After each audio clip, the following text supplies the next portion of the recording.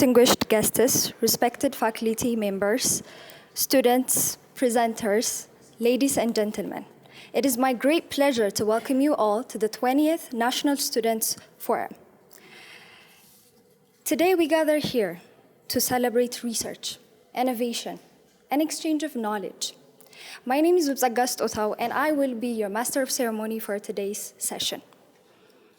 This forum provides an opportunity for presenters to share their findings and share their ideas and indulge in constructive discussions. On behalf of the organizing committee, I would like to thank each and every one of you for joining us today and for your continued commitment for academic excellence. Without further ado, let us begin today's program. The purpose of this forum is to provide researchers and different scholars to show their work, also to receive valuable feedback, and to indulge in constructive collaboration across multiple disciplines. In total, 7 chosen presentations will be provided to us today.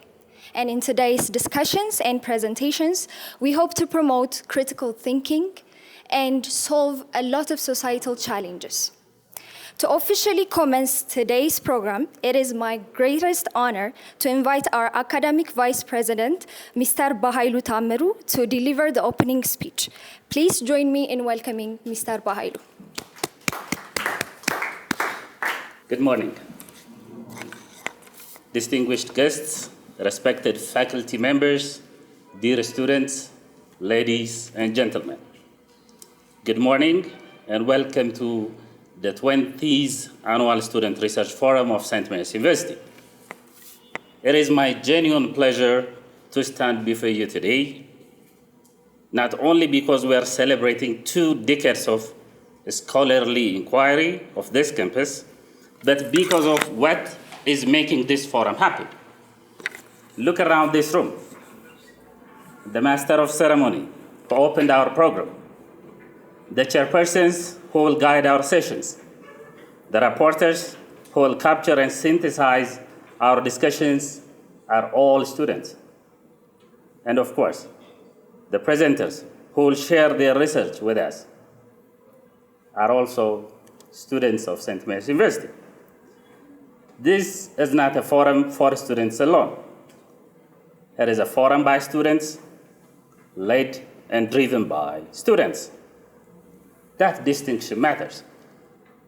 It signals that St. Mary's University does not merely teach research from textbooks. We entrust our students with the responsibility of producing it, evaluating it, and presenting it to the wider academic community. Today, from the chosen 7 papers, we will hear assessment of human resource practices and retail store analysis. We will engage with critical legal analysis of Ethiopian public offering directives. We will explore consumer behavior, examine e-commerce platforms for artisan products, and evaluate web-based systems designed for our local market. These are not abstract classroom assignments.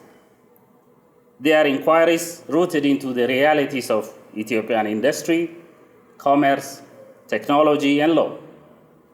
They reflect a mindset that asks, how can we understand our context better, and how can we improve it?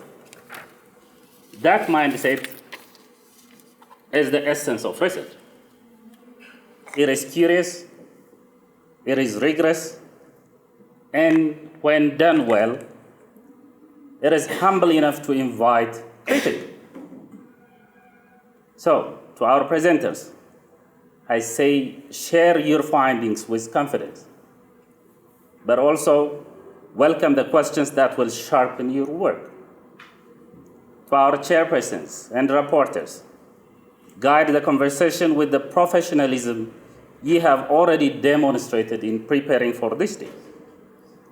And to our audience, faculty, fellow students, and guests, engage actively. After all, the quality of a research forum is measured not only by the papers presented, but what is questioned, refined, and carried forward. 20 years of this forum means 20 years of students stepping forward to say, I have studied something, and I have something to contribute. That tradition continues today, in this room, through your hands. I also want to recognize the Research and Knowledge Management Office for organizing this forum for the 20th consecutive year, and for continuing to trust our students with this level of ownership over the proceedings. That kind of consistency and that kind of trust does not happen by a mere accident. It reflects a sustained institutional belief that research and leadership capacity in our students is central to what a university is for. Wishing you a productive and inspiring forum, I declare the forum open. Thank you. Thank you very much, Mr. Pahailu, for those encouraging and inspiring words. Ladies and gentlemen, we shall now proceed with our first technical session. To facilitate our first session, I would like to invite our session's chairperson, Farhan Mohammed, who is a third-year economics student and student union president, and Rapporteur Sumaya Said, fourth-year management student and charity club president. Please welcome them with a round of applause. I warmly welcome you all to this session, which is the 20th Annual Students Research Forum. My name is Farhan Mohammed, and I have the honor of serving as chairperson for this session. And assisting us today, our rapporteur, Ms. Sumaya Said, is beside me, who will document the key presentation and discussion. Our session consists of 2 researches and presentations. Each allocate 20 minutes, followed by 20-minute discussion and question and answer sessions. To ensure that we remain on the schedule, I kindly request everyone who have any question and discussion point or any comment to hold their question and comments until the 2 presentations are completed fully. Without any further reports, let's begin. Our first presentation is entitled by an assessment of human resource management practice, the case of our Schwein Share Company, which is the Macanisa branch only, presented by Ms. Christina Asagil. This study assessed the organization using 5 key assessment variables to evaluate its human resource management practice and identify area for improvement, which will be an exemplary for other organizations also. So please join me in giving a warm round of applause as we welcome Ms. Christina Asagil to the podium, please. Okay, for the first time again, good morning, everybody. And my name is Christina Asgala. I graduated this year on February. So I'm going to be presenting about the assessment of human resource management practice and the case of our Schwein Share Company. And as of my scope, I only used the Macanisa branch because there are a lot of branches and I couldn't study all of them. So I'm just going to choose the Macanisa branch specifically. And as of my title is the assessment of human resource management. The presentation outline is going to be, the first one, I'm going to tell you a little background of the study. And for the second one, I'm going to state the problem which I discovered from different staff of the Macanisa branch. And for the third one, I'm going to state the research objectives, which are the general and the specific objectives. For the first one, I'm going to state the research questions, which I'm going to answer with my findings, and which also I'm going to give them the recommendation of my own. For the first one, there's going to be a little literature review. There are different studies under this title, so I'm just going to use a little studies. For the sixth one, I'm going to state the different variables I used, which also Farhan mentioned. There are going to be 5. One is the dependent variable, and the 4 of them are going to be the independent variables. For the 7th one, I'm going to state the methodology I used to conduct this research. For the eighth one, there are going to be the data analysis and the profiles I also discovered from them. And for the ninth and the last part, I'm going to define the major findings and also summarize my research. So let's go on to the background. As stated in here, the evaluation and the strategical role of the human resource management has evolved from traditional to modern through times. We all know that human resources are the basic resource of a company. There are different resources, like the capital can be one of the resources, and the best one is going to be the human resource. So it has evolved, like there are traditional administrative strategies on the past, but currently there are a lot of modernized strategies to discover our human resource potentials and also to utilize them to achieve our organizational goals. And in order to have a good company structure and also to have a profitable income, we need to utilize our HRM practice very effectively, with having them having their job satisfactions and also like low retentions and low turnover rates. And our Schweinsteiger company is one of the Ethiopian leading beverage companies currently in Ethiopia. It has been, I didn't mention it, but it was established in 1936. And the core HRM dimensions evaluated under researchers are going to be, the first one is going to be the recruitment and the selection part. When we say the recruitment, it's finding the right person for the right position. If I want someone to do a financial service for me, I need to have someone with a finance background, and also to retain the right person and also to attract the right person. The best one is going to be the best recruitment and selection process. Also, the training and development practice, it's enhancing their competency, their ability. It's like taking it to another level. If they are currently in the first level, it's like taking them to the next, and to the third, it's like training them and developing their potential. The third one is going to be performance appraisal. Performance appraisal is like, and as a company, we all need to have a standard of the organization, like what someone needs to do and what someone needs to have in order to attain that organizational goal. So it's like measuring their potential against the organization goal and the organization standard. The fourth one is going to be compensation and benefits. Compensation is like the driving factor of someone's satisfaction. We all know that, like, there are going to be financial compensation and also non-financial, like encouraging someone, like, you did a good job today, you did this right. So encouragement and like different rewards kind of systems. The fifth one is going to be motivation and communication. Communication is, personally, I think the base factor of any company's strength is like, if someone has a clear communication lines, they are going to be like the base. That's my personal opinion. Because if you're not going to communicate what you want, if you're not going to communicate what you need, there's no matter how much hard you work, it's going to be pointless at the end of the work.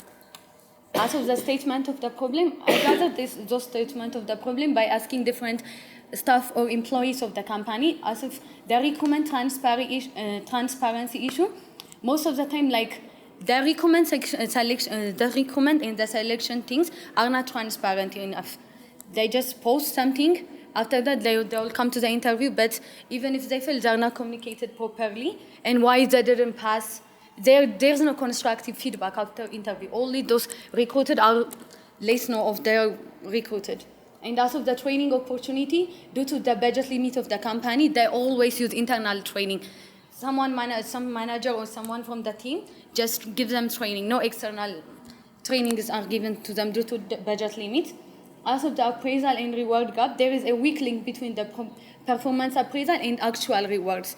They are appraised every year, but without any like salary increments or some positional increments. So it's just like they will be appraised without no reward link.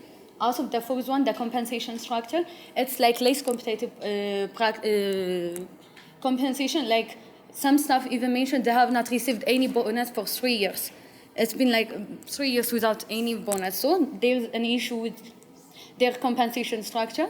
As of the research gap, there is a limited empirical researchers conducted in this Ethiopian beverage companies. Most of the researches are completed in banks. Currently, almost researches are conducted in banks, and there are also lack of evidence-based assessment, like to assess the effectiveness of the HR system at our Schweinsteiger company. As of my research objective, the general objective is going to be to assess the overall effectiveness of the human resource management practice at our Schwein share company. As of my specific objective, I'm going to I didn't mention it here, but it's like assessing the major challenges, how the recruitment and selection practice are practiced at our Schwein share company, what kind of challenges do they face with compensation issues, with performance appraisal issues. And also, it's like basically is to identify challenges, what HRM challenges are mentioned, to evaluate the recruitment, to assess their development, to measure the productivity, which is influenced by HRM practices, and also to provide solutions for those problems. And the research questions are also mentioned, like what major HRM practice are mentioned, how effective is the current recruitment and placement selection practice, what training, coaching, and career development opportunities are available for the employees, and also the last one is going to be how to recommend them, what kind of solutions do they need.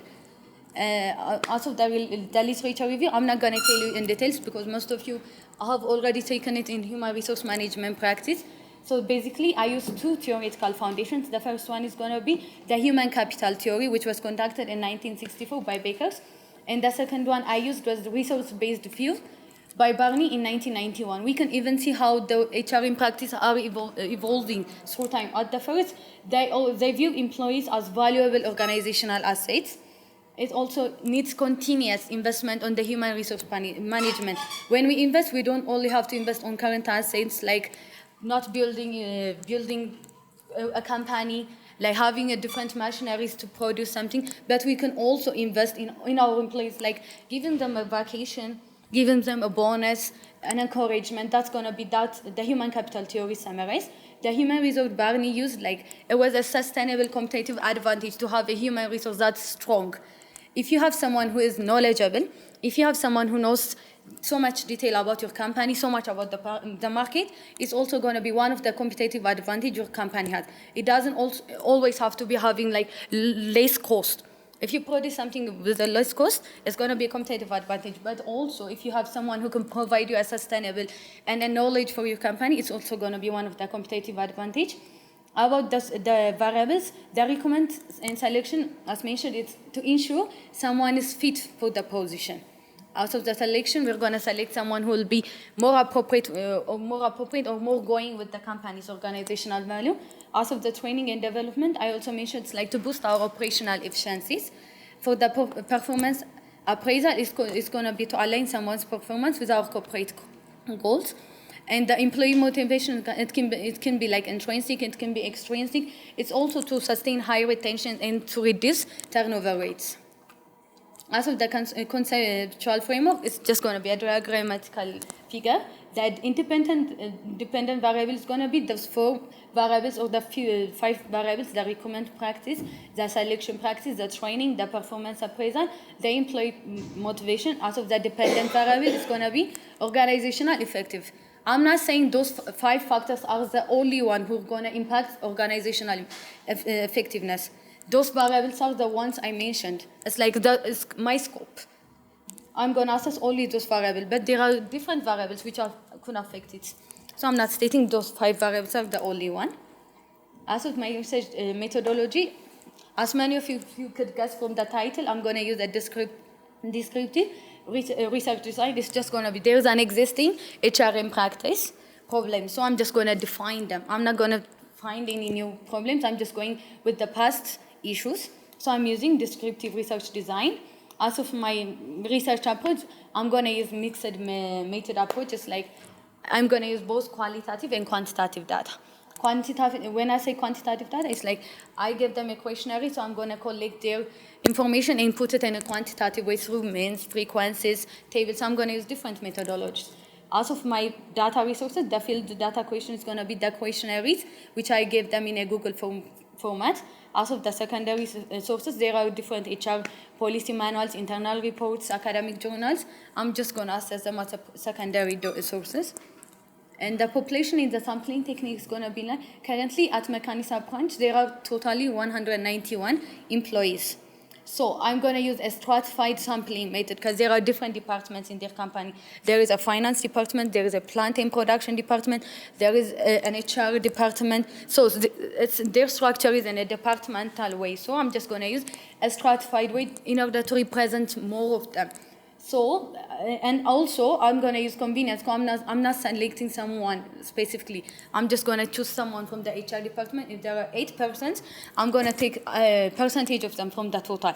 If I'm going to assess like 121, it's through the Yamanas formula, which is n over 1 plus n times e. E is the error square. E, you can use it like 5% for this research. So I'm going to take 129 samples. When I'm taking 29 samples, I'm going to take them from percentage of the total. If 2 employees are from the CEO department, percentage of 2 for 91, I'm going to calculate that and take that percentage from 129. And that's how I took the sampling method. And the department represented the human resource, the finance, supply chain, plant production, operation, and that the last is going to be the CEO. It's like its own department in their structure. And the data analysis techniques are for quantitative data. I use frequencies, percentages, mean scores, and standard deviation. Out of the qualitative analysis, just thematic analysis of interview session. I conducted an interview with 4 departmental managers from them. So that's how I analyze their interview responses. And as of the results, from gender distribution, it's obvious that males are dominant in their companies. For their age distribution, most of the employees are between 36 to 45 age. And their educational levels, the dominant one is like bachelor's degree, followed by master's degree. And work experience, most of employees have stayed for like 1 to 5 years, which indicates that there might be a high turnover rate in their company. I'm just going to go through those and the independent variables in their assessment.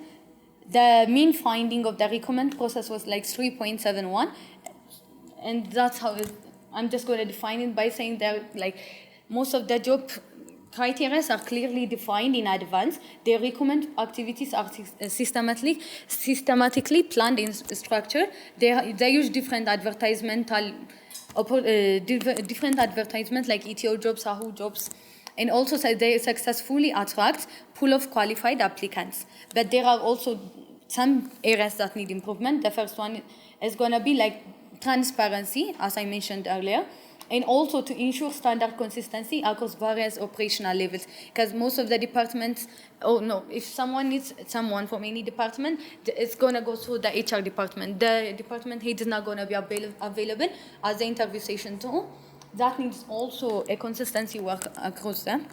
And for the selection practice, it's scored like 3.72, as identified as their selection is strongly based on applicants' qualification and experience. They have a panel interview systematically conducted, but there are different implementation gaps that need to be communicated regarding the post-selection. After the selection part, they need to be communicated why they were selected and why they were not selected.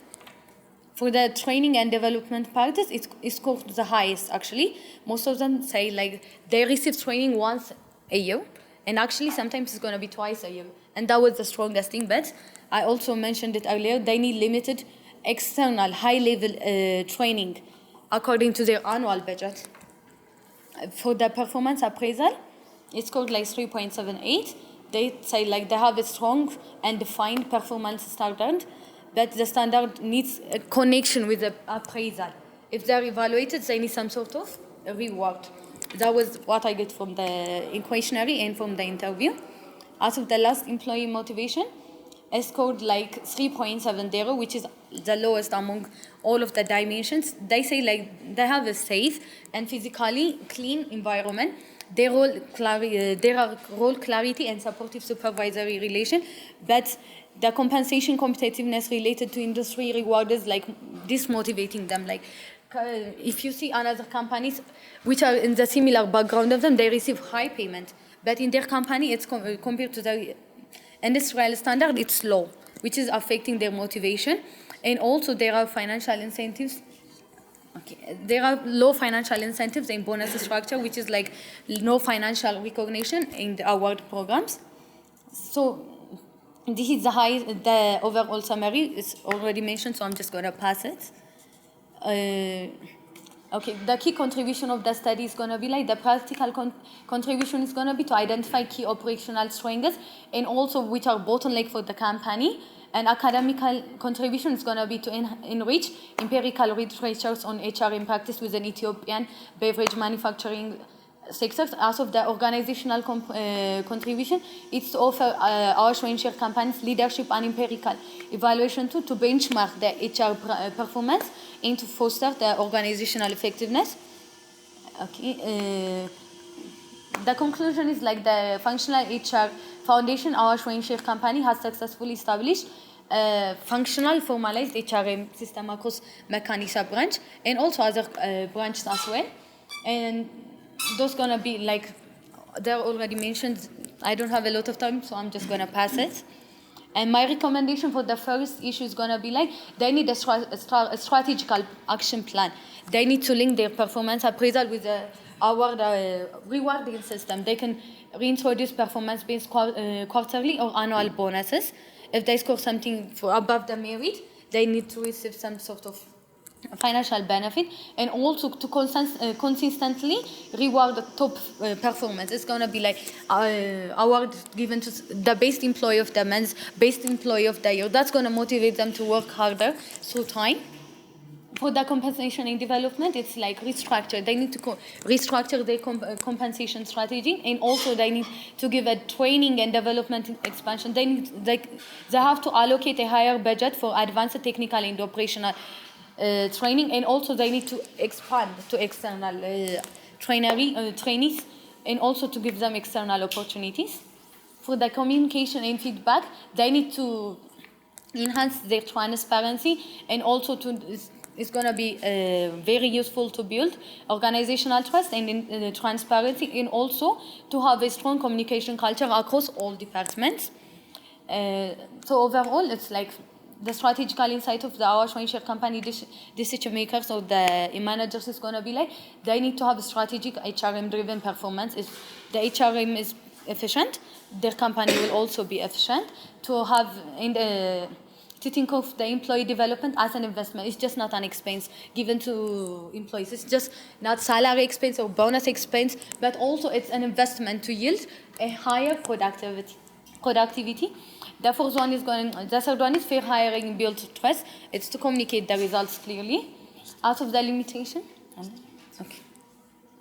And suggestion for research, future researcher is going to be to build multinational studies to cross-company benchmarking, to have advanced econometrics to broader HR variable, and it's a longitudinal research.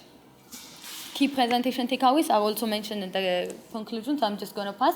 As of my final conclusion, an effective human resource management is not merely an administrative function. It's a strategic driver of the sustainable organizational success. That's how I'm going to conclude my presentation. Thank you, everybody, for your attention.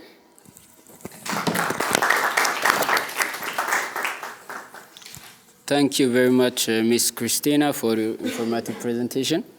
We will now proceed to our second presentation, entitled by a title, An Assessment of Retail Store Analysis. This one is also assessment.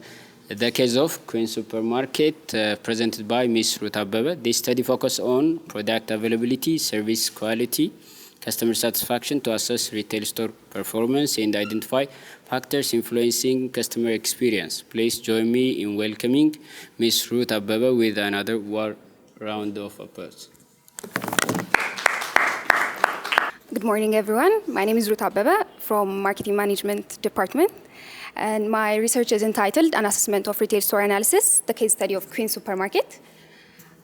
When we come to the introduction section, the retail sector is one of the fastest growing and the most competitive industry, which connects producers with customers.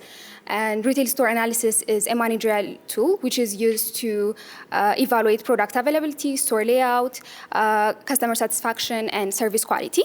And in Ethiopia, the supermarket sector is expanding due to urbanization, rising of incomes, and changing consumer behaviors. But despite this growth, many supermarkets continue to face operational challenges because structured retail analysis is not widely practiced. So this study focused on Queen Supermarket to assess the retail store analysis practice and identify areas for improvement.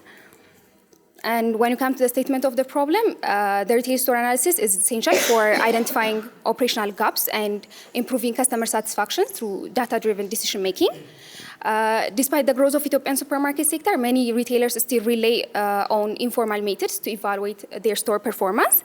And Queen Supermarket continues to face challenges related to product availability and also product availability issue arising from supplies and importer-related constraint and also subcategory variety shortage. And there's also low customer participation in the existing feedback mechanism, which limits the retail store analysis practice. And also previous studies in Ethiopia have primarily focused on consumer behavior and the general marketing with limited attention given to the internal retail store analysis. So this challenge and the existing research gap created the need for this study. So when it comes to the objective of the study, so the general objective of the study is to assess the retail store analysis practice of Queen Supermarket.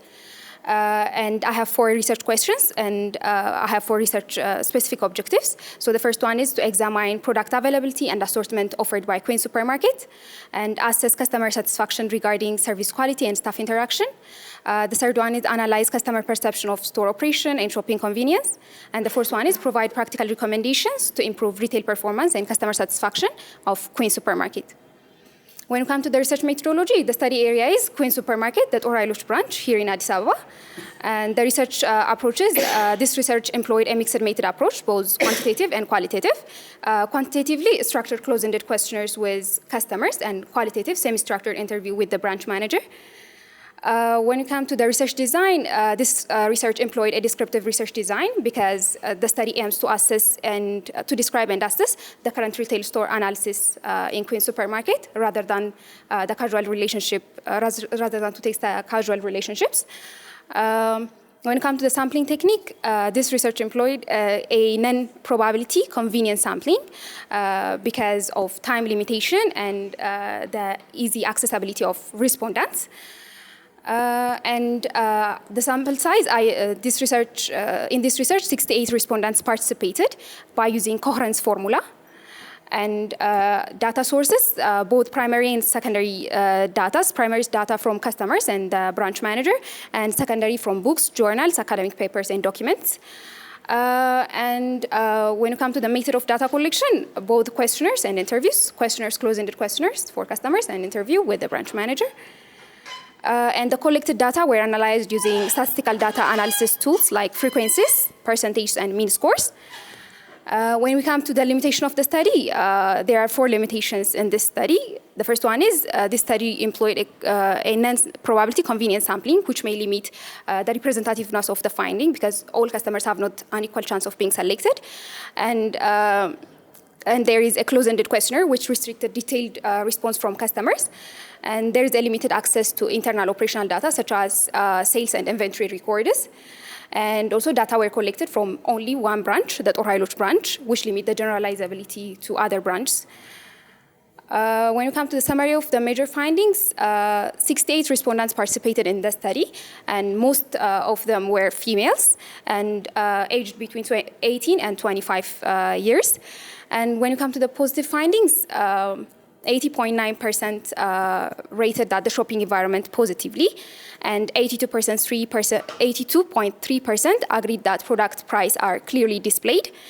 80.9% found that the store layout convenient and easy to navigate, and 73.6% agreed that employees are polite and helpful.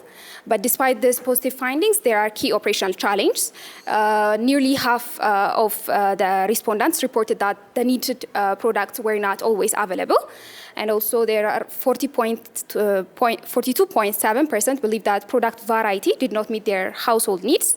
And only 57.3% agreed that promotional offers were communicated effectively, which means that promotional communication needs an improvement. And 44.1% were neutral about the shopping comfort during busy hours. And also there was customer participation in the feedback mechanism remained low. When it comes to the overall satisfaction, 85.3% were satisfied with the overall shopping experience, and 76.7% intended to continue shopping at Queen Supermarket, and 70.5% believe that Queen Supermarket performs better than nearby competitors. And in conclusion, Queen Supermarket demonstrates generally effective retail store operation, and customer expressed positive perception of the shopping environment, the store layout, and the pricing. And also high overall customer satisfaction and loyalty, which indicates there was a positive retail experience. However, product availability, subcategory variety, and customer participation in the feedback mechanism and operational constraints remains a key challenge. So addressing this challenge will strengthen retail store analysis, improve customer satisfaction, and enhance the supermarket competitiveness. And when it comes to the recommendation regarding product availability, they should strengthen coordination with suppliers and importers, and they should improve their demand forecasting as well. They should explore local sourcing options. When it comes to the store operation, they should maintain the current store layout and conduct a periodic layout reviews, and they should enhance staff training and improve technical systems to reduce waiting times. And when it comes to the customer engagement, they should encourage customer feedback mechanisms through simple and digital tools like QR codes. And they should integrate customer feedback into management decision for a continuous improvement. And thank you. Thank you both presenters for this insightful and well-prepared presentation. Now we can proceed to the discussion, comment, and question and answer session. If anyone would like to ask any question, please introduce yourself and indicate which presentation your question relate to, and mic is open. Anyone? Question, answer, comment? So as a starter, I will question them. Yeah, as I say, this is a great assessment done in specific companies, as we know, Wayne and Queens. So I was questioning them earlier, what is the impact of this research on other related companies or anything else? How others can extract this research from this research, what they can be accelerate their HR style or automation in detail. So what is the impact, external impact? Or that the research focus on improving or assessing the internal and benefiting that specific company only, for both of you? Okay, I guess like the question is going to be what's the purpose of this research? For external parties, they can benchmark or they can take a different kind of methodologies from them. Like if someone is good at something, you can copy from them. Sometimes it's like better to copy from them to have effective HR management practice, and also they can learn from their weaknesses. Sometimes only learning from someone's strengths is not the only thing. You can also learn from their weakness. If they have a weakness in recommend selection, you can take that education and also imply it in your own company by advancing that weakness. And more of you can learn from their strengths, I guess. Okay, so this research, I believe this research will be beneficial for students and also researchers as a reference, and also for anybody who is interested in the retail store areas, and also for Queen Supermarket itself. It will be beneficial. In your study site, human resource practice in the modern era, meaning in the current times, are they really working towards the future of human resource practice, or are they really doing what traditionally they were doing in human resource management practices? This is my question. For Ruth, customer satisfaction is a very interesting concept, especially in the modern market, because unless we satisfy customers in our products and services, we may lose them. Therefore, how Queen's Supermarket, because Queen's Supermarket is our partner, they love to work with us. Even they invite our students to work research there in their supermarket.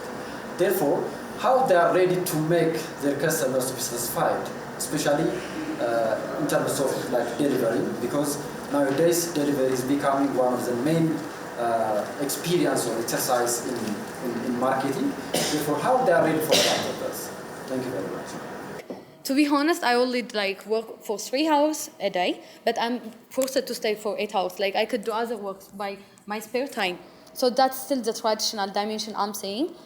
And most of the works can be done remotely, but most of the employers are not, they're not okay with that. They need you 24/7 hours available and 8 hours to stay in the office. So that dimension can be improved. And for the salary and the bonus dissatisfaction, it could be also open. This is my dimension. When I say like, when I'm working 3 hours, I can do other works by my spare times. So I can get more income. That's going to make me satisfied with both jobs. But this traditional impact is affecting this modern era. And in the future, it's going to be more improved than this. There are going to be different insights by the upcoming generations. When my dimension is going to be like, I can work remotely, and I can work additional works if I'm free and available. So the next era is going to be whole different than this. That's my dimension, my take on this. Okay, so Queen Supermarket can satisfy customers. On my research, on my findings, I found that Queen's Supermarket have a challenge related to product availability, subcategory variety, as well as since they don't know their customer feedback because there is limited participation in the customer feedback mechanism, they don't know what customers feels about them. So if they arrange these issues, they could satisfy their customers more, I think. So I would like to commend both of you, but I have a specific question for both of you. It might be a little bit technical. Okay? So for the presentation regarding the human resource management, the findings that you get seem very good when we take a look at the mean value, right? But when you interpret the result, you choose to compare the values among the variables, rather than using a standard interpretation scale. In my opinion, all the findings indicate a very good result. But you say 3.7 mean value is not a good result. I understand you choose a comparison between the variables, so what's the rationale to choose comparison analysis rather than standard value analysis? When it comes to the retail market analysis, it was a very good paper. I would like to commend you to acknowledge the limitation of the convenience sampling technique, the generalizability of the result, but I don't understand why you choose a very, very small sample size, especially when we consider the supermarket. It's a very huge supermarket. You chose a convenience sampling technique. Even a one-stop shoppers size is definitely greater than 68. So what is the rationale to choose only 68 sample size? These are my questions. Thank you once again. Okay, for the question I was asked, for the interpretation purpose, like the means were compared to each other in order to make it more understandable for you. But the correct interpretation was used by Solvia. It's like, I guess it was around 1664. It was used to interpret it by that way. It's like the mean score of 3 points and below are considered low. 3 up to 4 are considered like, no, from 1 up to 2 is considered low, 2 to 3 is moderate. Above 3, it's high. That's why, as of my summary, I already said all of them were high, but compared to each other, like the highest one was the training part, and the lowest one was the compensation part. That's, I just used it to present it for myself, but the correct interpretation was Solvia's interpretation. I guess that answered my question. Yeah. Okay, the reason why I use 68 respondents is because I use coherence formula with 19% confidence level and 10% marginal error. Because why I use 19% confidence level? Because we were given a short time. So during that short time, I think the reasonable sample size. I think I used the reasonable sample size. Okay, I think we have to end this session like this. It was a good discussion and presentation. Thank you, both presenters, for your valuable research contribution, and to all participants for your thoughtful question and active engagement, including me. Today's session has provided valuable insight into human resource management practice, as well as retail store performance through product availability, service quality, and customer satisfaction. We appreciate the effort of both the researchers in conducting these studies and sharing their findings with us. I would also like to express my sincere appreciation to our rapporteur, Ms. Sumaya Said, for documenting the procedure of this session. Before we conclude, let us once again show our appreciation to both presenters with a big round of applause for their excellent work. And join me in thanking our session chairperson Farhan Mohammed and our rapporteur Sumaya Said for their valuable and excellent guidance during this session.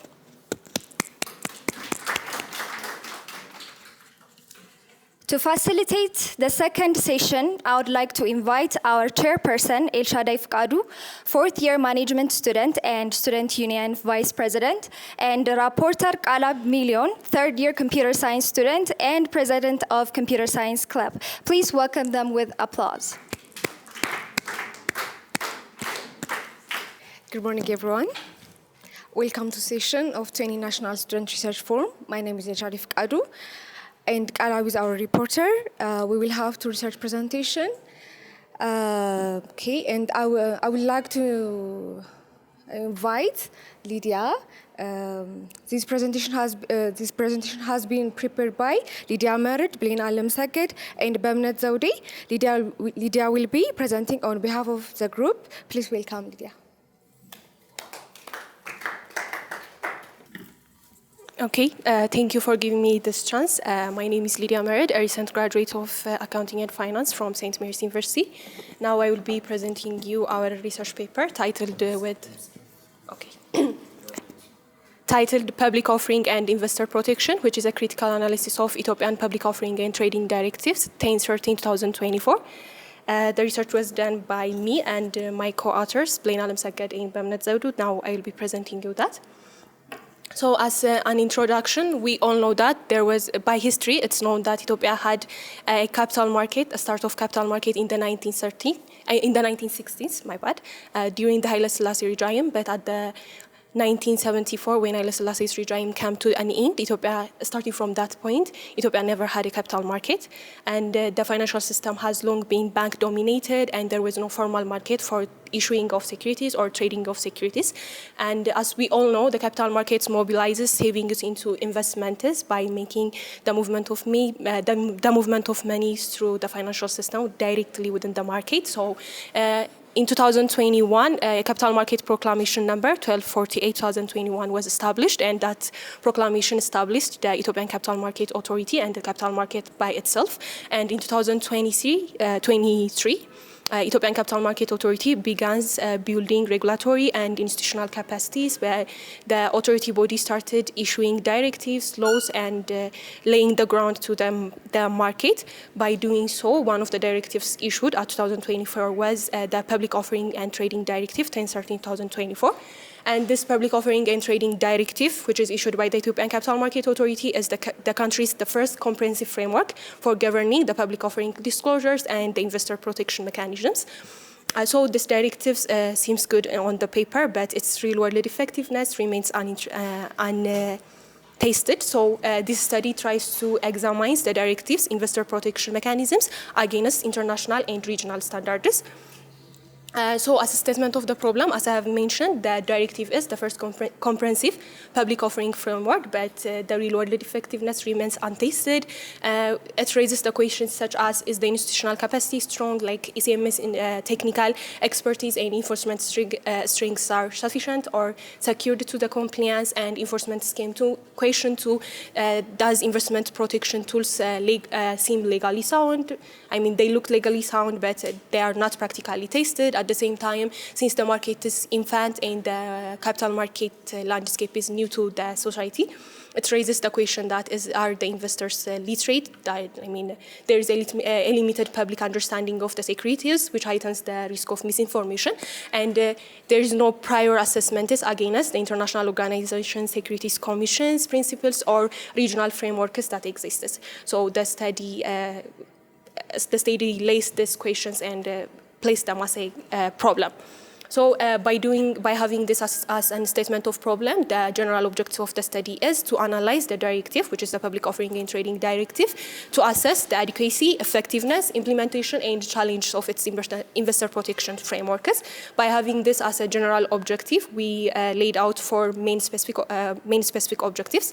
The first one is examining the directive's major provisions on public offering procedures and as well as investor protection. And the second specific objective is evaluating how the directive ensures disclosures, transparency, and accountability. And the third one is assessing the directive's alignment with International Organization Securities Commission principles and also regional capital market frameworks. And the fourth specific objective is identifying practical and institutional challenges to implement and enforce these directives.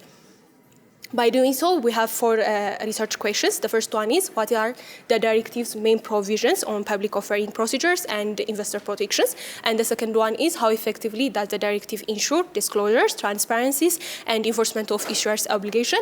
And the third question is, to what extent does the directive align with international standards, which is the International Organization Securities Commission's principles, and also to what extent that the directive aligns with the regional capital market regulators' directives? And the fourth one is, what challenges are likely to emerge in implementing and enforcing the directives?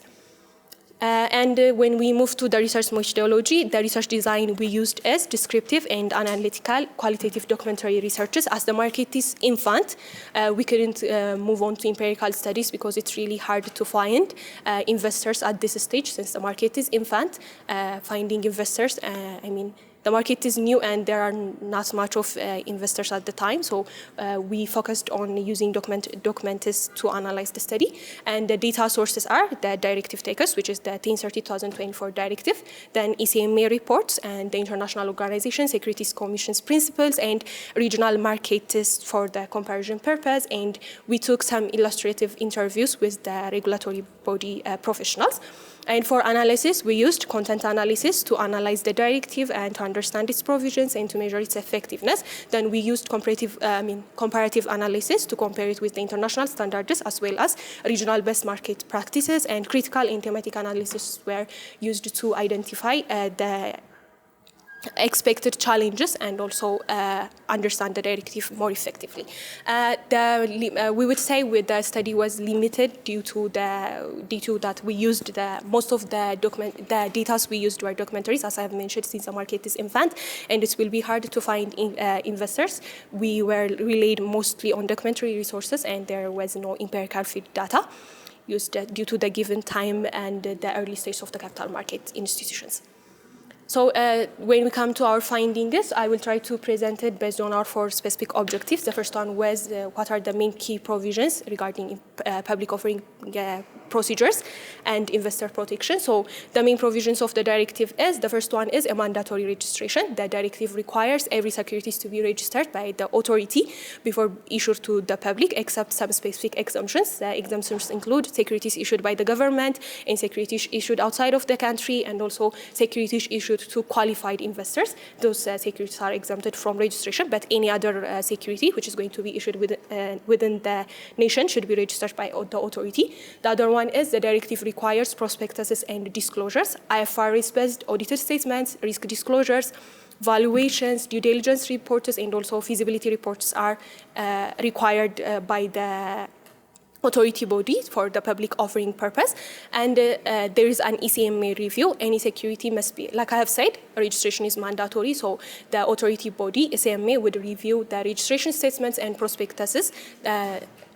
Companies could issue securities only when they got approval from the ECMA, but at this point we should note that the approval of ECMA is not merit-based ECMA, or it's not investment endorsement.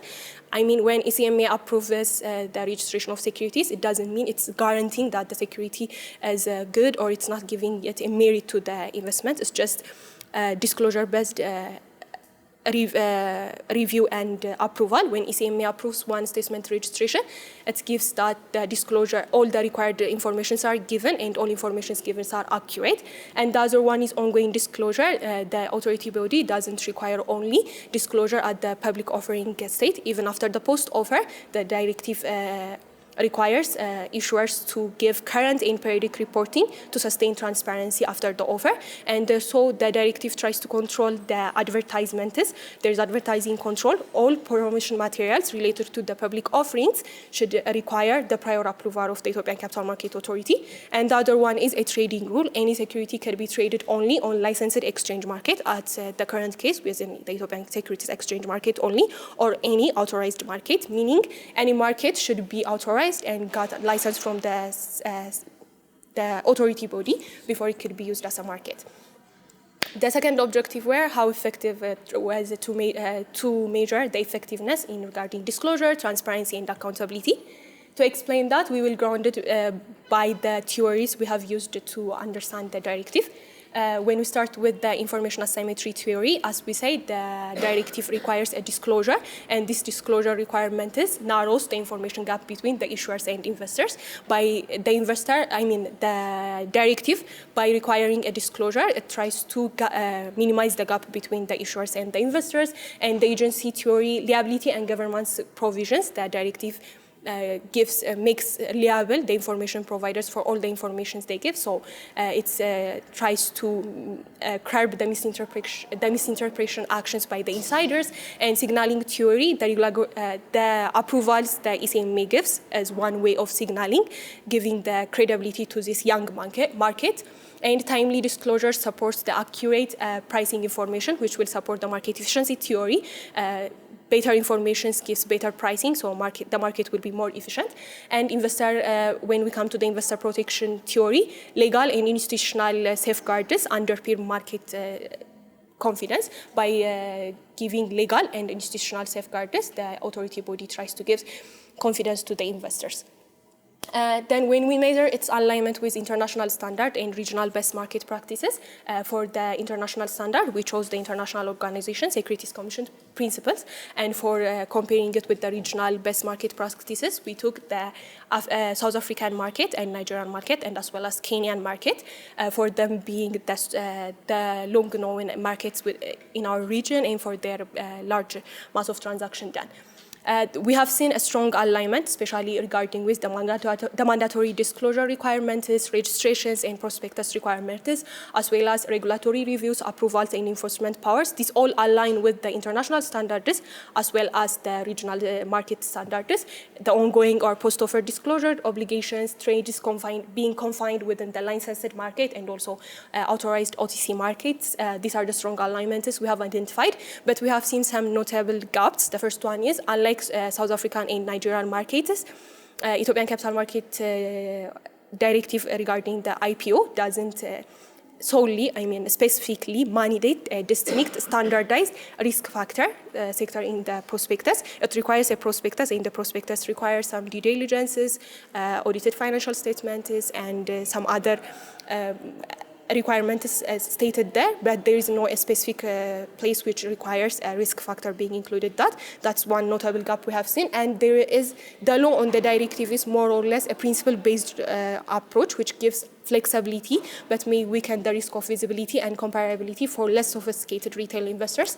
At some point there are some required documents within the prospectus, and the directive says if required so, and this gives flexibility for the issuers, and this will weaken the risk visibility for retail investors.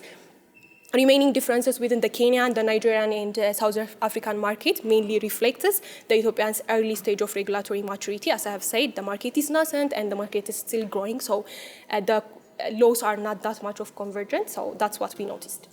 When we come to the last objective, there are some implementation challenges we have identified. The first one is institutional capacity.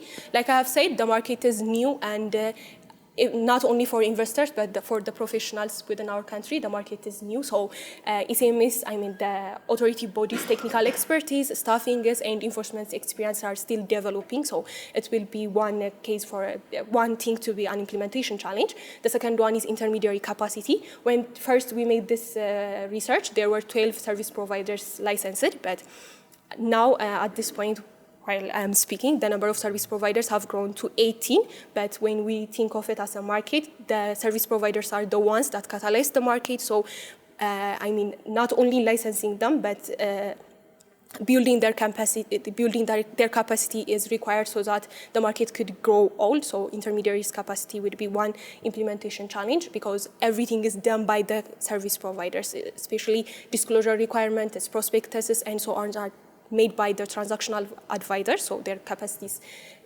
should be considered.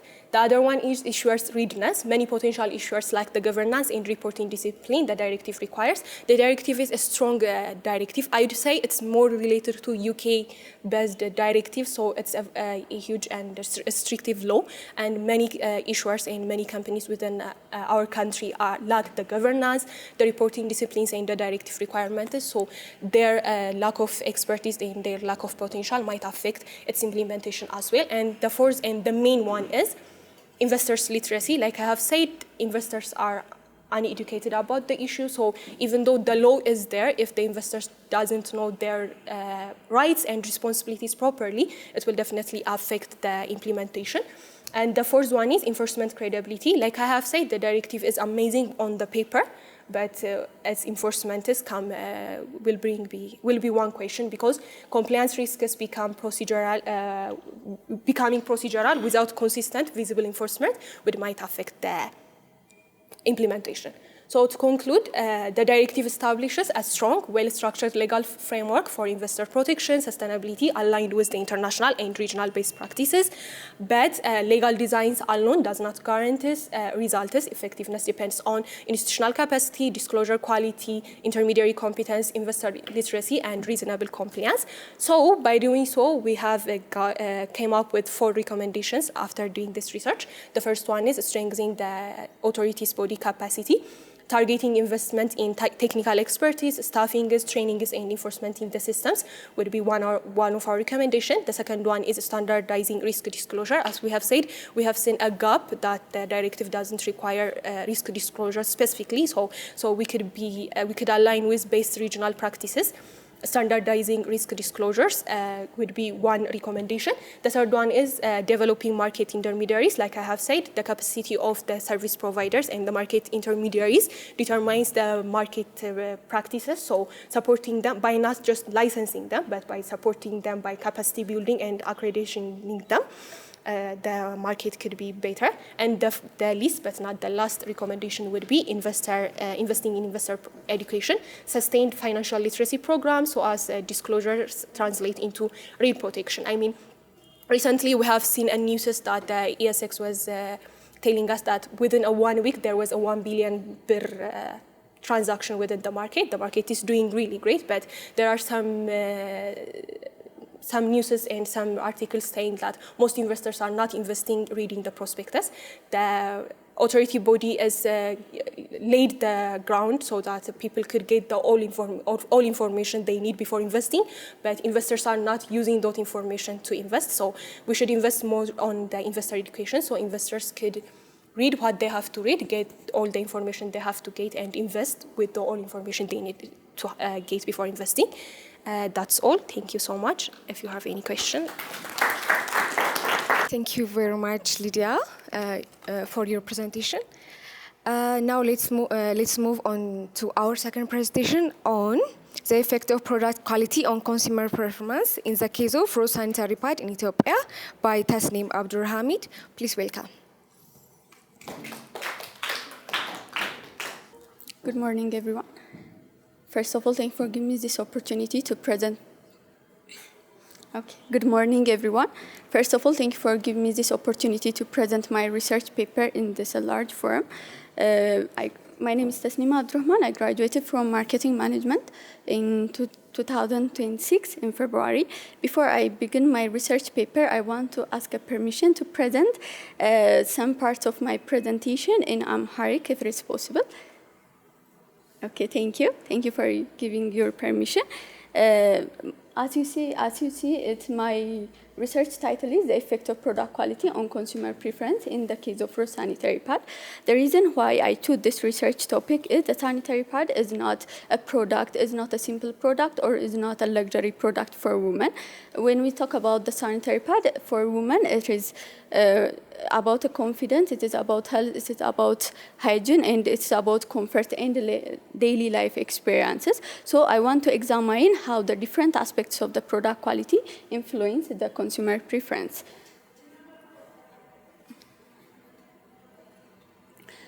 The contents in my research paper is a background of the study, statement of the problem, research question, objective of the study, significance of the study, conceptual framework, research methodology, data analysis, finding, conclusion, and recommendation. When I go to the background of the study, product quality influences whether the consumer trust of the brands, prefer it, and buy it again. In the market like sanitary pad, the consumer prefer it and buy it and repurchase the product again. So if the product performed well, the consumers are more likely to stay loyal. If it failed, they move to the another brands and they switch that brands and they move to another brands. This study is important because the menstrual hygiene remain a real challenge in Ethiopia. As PSL reports, only 28% of Ethiopian women that access the full tools to manage menstrual cycle, the menstrual cycle flow. So many still lack of access to the affordable quality product. This means the local brands like Rose Sanitary Pad must not only affordable, but it also reliable enough to meet the consumer expectation. And my research examine how the product quality affect the consumer preference and build decision for Rose Sanitary Pad. The goal of this research shows how the quality can help the local brands build the trust, increase the repeat purchase, and remain competitive in the market. When I proceed to the statement of the problem, በዚህ ሪሰርች ላይ ብዙ ስቴትመንት ኦፍ ዘ ፕሮብሌሞችን ማንሳት እንችላለን። ሞስትሊ ግን እኔ ያነሳሁት there is a lot of ፕሮዳክቶች አሉ፣ ሎካል ፕሮዳክቶች እንደዚህ በማንስትሬሽን በሳኒታሪ ፓድ ላይ የተሰሩ ነገር ግን ኢምፖርትድ ፕሮዳክቶቹ ሞር የበለጡ ናቸው። ስቲል ሴቶችም አሁን እኛ የምንመርጠው ኢምፖርትድ የሆኑ ፕሮዳክቶችን ነው። ለምንድን ነው እነዛን ፕሮዳክቶች የምንመርጠው? ምን ስለሆነ ነው እነዛን የምንመርጠው? አገራችን የተመረቱት ከሆኑ ለኛም አፎርደብል ነው የሚሆንልን። ፕሮዳክት ኳሊቲያቸው ጥሩ ከሆነ እኛም አፎርደብል ይሆኑልናል። ኢምፖርት የምናደርገው እንደ ሀገር ደረጃ የኢምፖርት ኮስታችንን እየቀነስን ነው የምንመጣው። ስለዚህ ለምንድን ነው እነዛን የምንመርጠው ስንል የመጀመሪያው ኳሊቲ ነው የምናነሳው። ሶ የመጀመሪያው ስቴትመንት ኦፍ ዘ ፕሮብሌም ምንድነው ያነሳውት ነገር እስካሁን ድረስ ሴቶች እየመረጡ ያሉት ኢምፖርትድ የሆኑ ሳኒታሪ ፓዶችን ነው። ለምንድን ነው እነሱን የሚመርጡት? ዋናው ጥያቄ የሚሆነው ቤዝድ ኦን ኳሊቲ ነው። በአፎርዳቢሊቲያቸው ወይ በፕራይሳቸው አንጻር ካየን ግን የኢምፖርትድ የሆኑት ማቴሪያሎች ሞር ውድ ናቸው። ለምሳሌ አንድ ፕሮዳክት ብናነሳ አሁን እዚህ አገራችን ላይ ጥሩ ከሚባለው ኢምፖርትድ ከሆነ ኦልዌይስን ብናነሳ ፕራይሱ ከሌላው ሳኒታሪ ፓድ የተወደደ ነው። ግን አፎርድ ማድረግ የቻለ ሰው ምንም ቢሆን እሱን ፕሪፈር ያደርጋል። ጀስት አፎርድ ማድረግ ባይችሉም ግን ከጤናና ከምቾት ከኮንፊደንስ አያልፍምና እሱን ነው ጀስት ፕሪፈር የሚያደርጉ። ስለዚህ አንደኛው ስቴትመንት ኦፍ ዘ ፕሮብሌማችን ለኢምፖርትድ ማቴሪያሎችን ለምንድን ነው የምንመርጠው? ሴቶች ይሄ እኛ ሀገር ላይ የሚሰሩት ጥሩ ከሆነ ኢምፖርትድ ማቴሪያሎችን መምረጥ ለምን ፈለጉ ነው። ሌላኛው ደግሞ the previous of ኢትዮጵያን ስተዲ ኤግዛማይን ሲያደርጉ የነበሩት ብዙ ጊዜ ብራንዳቸው ላይና ኮንሱመር ፕሪፈረንስ ላይ ነው። ስፔሲፊካሊ this ታይትል ላይ የተሰራ የለም። ግን ዋናው ነገር ጀስት ብራንድም የሚመጣው ኮንሱመር ቢሄቪየርም ቢልድ ልናደርግ የምንችለው እንዴት ነው ኳሊቲው የሚለው ነው። ለምን ኳሊቲው ስቲል ሎ እስከሆነ ድረስ ሰው ለምንድን ነው የኛን ፕሮዳክት የሚመርጠው ለምንድን ነው እነዚህን ፕሮዳክቶች ቹዝ የሚያደርግልን ስለዚህ ዋንኛው ፕሮብሌምም ሪሰርቸሮች እዚህ ላይ ብዙ ፎከስ አድርገው አልሰሩም እንጂ it is sensitive product ነው sensitive ነገር ነው so must be focused on the quality of the products and the sanitary part ስናወራ the quality dimensionዎችን ስናነሳ absorbency comfort odor control packaging safety እናነሳለን እነዚህ ሚት እስካላደረጉልን ድረስ የከስተመር ፕሪፈረንሶቻችንን ልናገኝ አንችልም ወይም ሎያሊቲ ሊኖረው አይችልም ስለዚህ ሎያሊቲያችን ዲክላይን ያደርጋል እንደ other ፕሮዳክቶች አይደሉም ቦታ ልንሰጣቸው ነው ይሻሻላል ብለን ቦታ ልንሰጠው ምንችለው ፕሮዳክት አይደለም it's sensitive product so እነዚህ ኳሊቲያቸው ላይ ካልተሰራ ምንም ቹዝ የምናደርግበት ነገር የለም so when I proceed to the research question I have a 3 research questions the first is how does the product quality influence the consumer preference and the second is what is the relationship between quality and repurchase intention and the third one is how can product quality be enhanced to the strength loyalty. Based on this research question, my research paper have achieved the following objective. I have the 2 objectives, the general objective and the specific objective. When I say the general objective of the study was examine the effect of product quality on consumer preference of the sanitary pad in Ethiopia. And the specific objectives were examine the effect of the product quality on consumer preference for the sanitary pad. And the second is to analyze the relationship between the perceived product quality dimension and the consumer preference. And the third one is to provide a practical recommendation to improve product quality and strengths consumer preference and loyalty.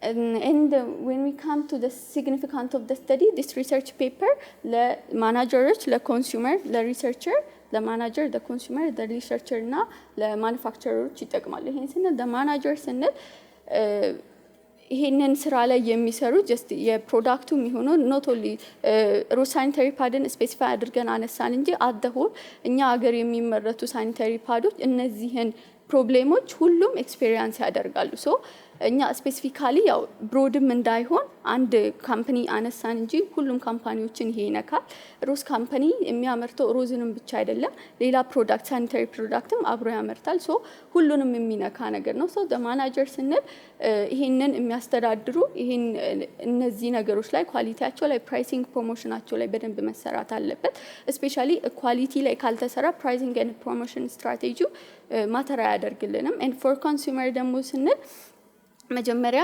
ፕራዮሪቲ መስጠት ያለባቸው አፎርዳቢሊቲው ላይ ብቻ ሳይሆን about the quality ነው ፕራዮሪቲ መሰጠት ያለበት ሪሰርቸሮችም ስንል ይሄ የሚጠቅመው እዚህ ላይ ኮንሲደር አድርገው እንደዚህ አይነት ሪሰርቾች መሰራት እንዳለባቸው በደንብ መታየት እንዳለባቸው ብዙ ሰው አያወራውም እንጂ በጣም a lot of problems ያሉበት በጣም ክሪቲካል የሆነ ርዕስ ነው and when I proceed to the research design and methodology, the research design እኔ የተጠቀምኩት descriptive and explanatory research design ነው ወይ mixed method design ነው and the descriptive part የሚያስረዳልን the consumer preference and the perception toward this raw sanitary pad ነው describe የሚያደርግልን እዚህ ጋር descriptive የconsumer perception ነው and the consumer preference ምን ይመስላል raw sanitary pad ላይ የሚለው define ያደርግልናል and the explanatory ደግሞ ከታይትል እንደተነሳው is the effect ነው when we talk about the effect a relation አለ ሁለት ቫሪያብሎች ይኖሩናል so explain የሚያደርግልን የሁለቱም ቫሪያብል relationship ነው የሚገልጽልን ሁለቱ ቫሪያብል ፕሮዳክት ኳሊቲ ኤንድ ኮንሱመር ፕሪፈረንስ ነው ሶ እነዚህ ያላቸው ሪሌሽን ምንድነው ነው የሚለ ሶ ይሄንን ስንል ዲፔንደንት ኤንድ ኢንዲፔንደንት ቫሪያብሎች ይኖርናል when the dependent variable is the product quality identify የሚያደርጉልን ዳይሜንሽኖች absorbency comfort safety durability affordability and availability of the package of the package and the dependent variable the consumer preference ነው የሚሆነው indicate የሚያደርግልን satisfaction brand choices repurchase and recommendation ነው so based on this እኔ የሰራው ታርጌት ያደረኩት ሰበታታው ነው because the company found የሚያደርገው ሰበታታው ላይ ነው ሰበታታው ላይ ፎከስ አደረገ እንጂ ይሄ በየሁሉም ከተማ በየሁሉም ሀገር በደንብ የተሰራጨ ፕሮዳክት ነው ነገር ግን እንደዛ ብሮድ ከሄድኩኝ በጣም እየሰፋ ስለሚመጣ እኔ እዛው ሰበታታው ላይ ያሉ ሴቶችን ነው ፎከስ አድርጌ ለመስራት የሞከርኩት። ሶ ታርጌት ፖፑሌሽን ያደረኩት የሰበታታው ላይ ያሉ ናቸው ሮዝ ሳኒታሪ ፓድን የሚጠቀሙ። ይሄም ከሱፐርማርኬቶች፣ ከሪቴል ስቶሮች፣ ከፋርማሲዎች፣ ከትምህርት ቤቶች ነው ሳምፕሎችን ኮሌክት ለማድረግ የሞከርኩት። and also the sampling size determination technique ስናወራ the sampling size መጀመሪያ sampling size ሳና እኛ ስፔሲፊክ የሆነ እንትን ፋናይት ፖፑሌሽኑን ሳናቀው በፊት ይሄን ፎርሙላ እንጠቀማለን። ሲንግል ፕሮፖርሽን ፎርሙላ ወይም ይሄ ክሮስ ሴክሽናል ሰርቬይ ተጠቅም ያለው ጀስት ኤክስፕሌን ለማድረግ ያህል ነው። this means ይሄንን የተጠቀምኩበት ምክንያት ባናቀው ኖሮ ኢንፋናይት ፖፑሌሽኑን ባናቀው ኖሮ እንዴት አድርጌ ሳምፕሉን ዲስትሪቢዩት አደርጋለሁ ኢኩዌሽነሪን ዲስትሪቢዩት አደርጋለሁ የሚለውን አይደንቲፋይ ለማድረግ ያህል ነው። ሶ ይሄንን ፎርሙላ ተጠቅሜ 384 ሪስፖንደንትን ነበር ያገኘሁት። ግን ኢን ጀነራል ከተጠኑ ጥናቶች በቅርብ ካሉ ሰበታ የሚኖሩ ፊሜል ሴቶች 5000 ናቸው። ስለዚህ እሱን እንደ ቶታል ፖፑሌሽን ወስጄው ሳምፕል ሳይዜን አጀስት ለማድረግ ሞክራለሁ። ሳምፕል ሳይዜን አጀስት ሳደርግ 357 ሪስፖንደንቶችን አግኝቼ ለነሱ ኩዌሽነሪ ለመበተን ችያለሁ። ይሄም ሲምፕል ራንደም ሳምፕሊንግ ቴክኒክ ነው የተጠቀምኩት። እነሱን አውቂያቸው ወይ ምናምን ሳይሆን ኢን ጀነራል ለሚመጡ ሱቅ ለሚመጡ ሱፐርማርኬት ለሚመጡ ትምህርት ቤት ላሉ ልጆች ነው ዲስትሪቢዩት የተደረገው ማለት ነው። ሶ ዳታ ታይፕ የተጠቀምኩት እንደ ሶርስ ዳታዎችን ኮሌክት የተደረጉት ከፕራይመሪ ኤንድ ሴኮንደሪ ዳታ ነው። ፕራይመሪ ስንል አሁን እንዳልኩት ስትራክቸርድ የሆነ ኩዌሽነሪ ተዘጋጅተው የሰም ኢንተርቪውስ ተዘጋጅተው እነሱን ጥያቄዎች በመጠየቅና ዲስትሪቢዩት በማድረግ ነበር ኩዌሽነሪዎቹን። እንደ ሴኮንደሪ ዳታ እስከዛሬ ከተሰሩ ፔፐሮች፣ ከጆርናሎች፣ ከሪፖርተሮች ቤዝድ ተደርጎ የተሰራ ነው። and when we come to the other findings,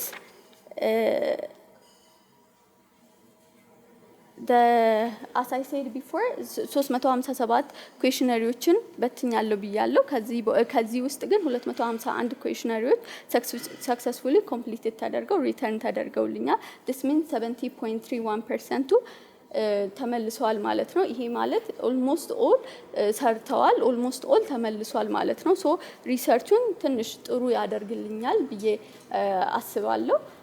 ከ70% በላይ ከሆነ ኤክሰለንት ሪሰርች ይለዋል according to Mugada. So based on that research ጥሩ ሪሰርች ነው ብዬ አስባለሁ። and ይሄንን ስናይ ብዙ ካልኩሌሽኖች ይኖሩታል። ግን ይሄን ኤክስፕሌን የሚያደርግልን አንድ ይሄ ካሉት ከተሰበሰቡት ሪስፖንሶች ዲሞግራፊክ ካራክተሪስቲኩን ስናይ ሞስት ሪስፖንዳንቶች 45.8% የሚሆኑት ከ18 እስከ 25 ዓመት ያሉ ወጣቶች ናቸው ይሄንን ሪስፖንስ ያደረጉት። ከ33.1% የሆኑት ደግሞ ከ26 እስከ 35 ዓመት ያሉ ናቸው። ሪጋርዲንግ ቱ ዘ ኦኩፔሽን ስናይ ደግሞ ከ56.2% ያሉት ተማሪዎች ናቸው። ኤንድ ከ26.3% ያሉት ደግሞ ሰልፍ ኢምፕሎይድ ናቸው። ከ17.5% ኢምፕሎይድ ሪስፖንድ ነው ያገኘ ነው። ይሄን ደግሞ በኢንካማቸው ስናይ ከ2000 እስከ ኦልሞስት 5000 ኢንካም ሌቭል ያላቸው ተማሪዎች ከሆኑ ደግሞ ኢንካም ሌቭል የሌላቸው እንደ አጠቃላይ ስንሰራ ሪስፖንሴ ይሄንን ነበረ የሚመስለው። ስለዚህ ይሄ ዲሞግራፊክ ካራክተሪስቲክ ሰጀስት የሚያደርገን the consumers young እንደሆኑ educated እንደሆኑ and price sensitive እንደሆኑ ነው። so based on this በመነሳት descriptive analysis of the product quality and inferentialun separately ለማየት ሞክራለሁ። the descriptive analysis of the product quality inside analyze ያደረገው the mean and analyze የምናደርገው the mean and the standard deviation ላይ ነው። በእነሱ ስኮር ተመርኩዘን ባስቀመጥኳቸው በስድስት ዳይሜንሽኖች ላይ ተመርኩዘው ነው እነዚህ አናሊሲሶች የተሰሩት።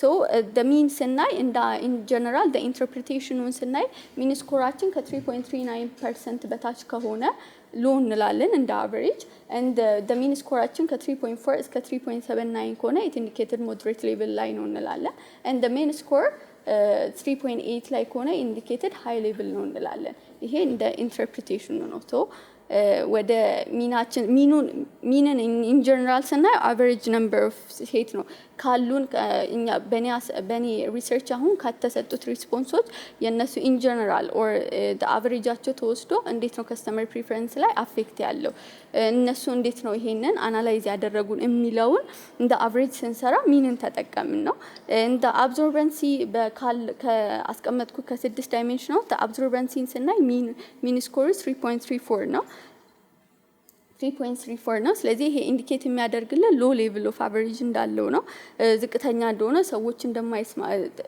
ሪስፖንስ ካደረጉት ሰዎች በደንብ አብዞርበንሲው ላይ ችግር እንዳለ ሊንኬጅ እንዳለ ፉሊ ሳቲስፋይድ እንዳልሆኑ ነው የሚገልጽልን and the comfort and softness ላይ ደግሞ ሚኑ 3.58 ነው it indicate የሚያደርግልን ሞዴሬት ሌቭል ላይ ነው it was good ግን አሁንም ቢሆን ኢምፕሩቭመንት ይቀርዋል ከሎ የተሻለ ነው ጀስት ኮምፈርት አለው ሶፍትነስ አለው ግን ከጀስት አሁንም ስቲል ኢምፕሩቭመንት እንደሚያስፈልገው ነው የሚያሳየው and safety and hygiene 3.8 ነው it indicate the average ሎ ሳቲስፋክሽን ያለው ጀስት ሴፍቲ እና ሃይጂኑ ላይ ሰዎች ምንም ኦልሞስት ሪስፖንሳቸው በጣም ዝቅተኛ ነው and durability and reliability ላይ ኦብቴን የሚያደርገው 2.73 ነው it is በጣም ዝቅተኛ ነው ይሄ ራሱ ኢንኮንሲስተንሲ የሆነ ፕሮዳክት ፐርፎርማንስ እንደሚያገኙ ነው የሚያሳየው and affordability and perceived value ስንል 3.4 ነው ሎ ነው affordable ከሚሰጠው ቫልዩ አንፃር ሲታይ affordability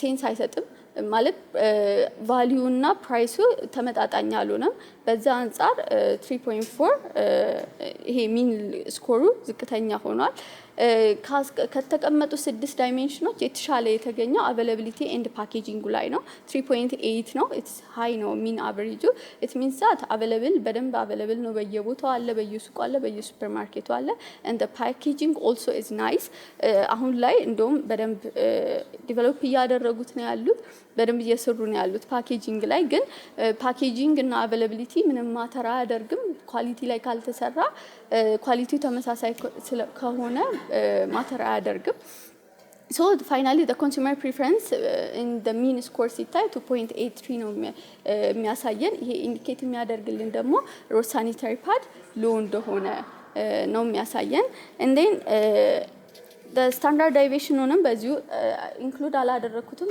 በጣም ብሮድ ይሆናል standard deviation ሆነም ስናይ standard deviationአችን ምንድነው የሚያሳየን ስንል ካስቀመጥናቸው ሪስፖንሶች እንዲመልሱ ከነዚህ 6 ዳይሜንሽኖች አስቀምጫለሁ ከዛ ውስጥ የተሰጡ ሪስፖንሶች አሉ ሪስፖንሶች ስል አሁን ይሄ አፎርዳቢሊቲ ላይ አፎርዳቢሊቲ የሚገልጹ ሊንኬጅ አለ ወይ ምቾት አለ ወይ የሚሉትን ሪስፖንሶች ምን ያህሉ ሰው ተመሳሳይ ሪስፖንስ ሰጠ ምን ያህሉ ሰው ደግሞ የተለያየ ሪስፖንስ ሰጠ ፎር ኤግዛምፕል አፎርዳቢሊቲ ላይ አሁን ስናይ ሊንኬጅ ላይ ብዙ ሰው ሊንኬጅ ላይ ችግር አለው የሚል ከሆነ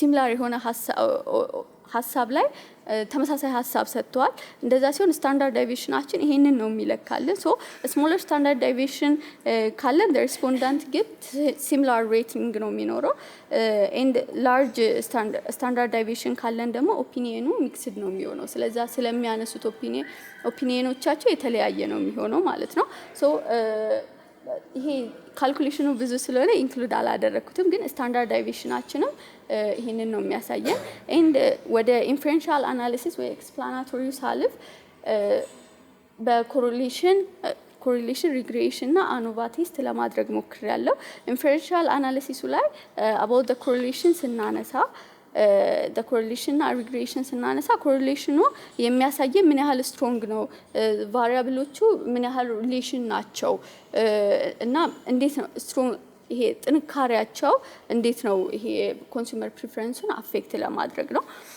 this means that ምን ማለት ነው ፖዚቲቭ ሪሌሽንሺፕ ነው ያለው ኔጌቲቭ ሪሌሽንሺፕ ነው ያለው ወይስ ሪሌሽንሺፕ የላቸውም የሚለውን የምናይበት ነው ይሄን ለማየት የሞከርኩት እንዴት ነው ቫሪያብሎች አሉ 6 ቫሪያብሎች ተቀምጠዋል እነዛ 6 ቫሪያብሎች ያላቸው ሪሌሽን ምንድነው የሚለውን ለማየት ነው ሶ በደንብ ነው ሪሌት የሚያደርጉት አንዱ ከጎደለ ጀስት የኮንሱመር ፕሪፈረንሱ በጣም አፌክት ይሆናል ጀስት ፕራይስም አፌክት ያደርገዋል አፎርዳቢሊቲም አፌክት ያደርገዋል ሶፍቲነስም አለ አንዱ ቢጎል ይሄ ፕሮዳክት እየወረደ ነው የሚመጣው። ስለዚህ በጣም ሪሌሽን ናቸው። ሶ ካገኘሁት ኮሪሌሽን ኮፊሸንት 3.981 ኢንዲኬት የሚያደርገን ቬሪ ስትሮንግ ፖዚቲቭ ሪሌሽንሺፕ እንዳላቸው ነው።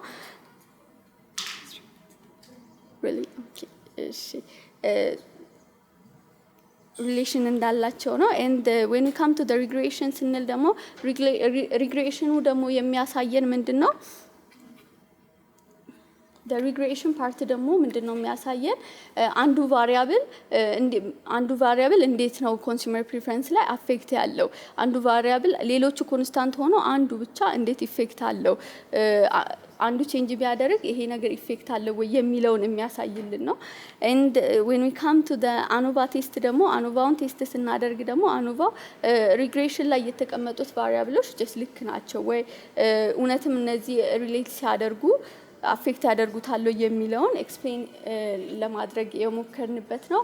ኤንድ አዘር ኮንክሉድ ሳደርግ ደግሞ ዘ ኮንክሉዥን ፓርቱ ያው ሰዎች እንዳሉት አቬላቢሊቲ እና ፓኬጂንግ ላይ ጥሩ ነው፣ ግን ሌሎቹ እንትኖች ላይ በደንብ መሰራት አለበትና አብዞርባንሲ፣ ዲዩራቢሊቲ፣ ኮምፈርት ኤንድ አፎርዳቢሊቲ ላይ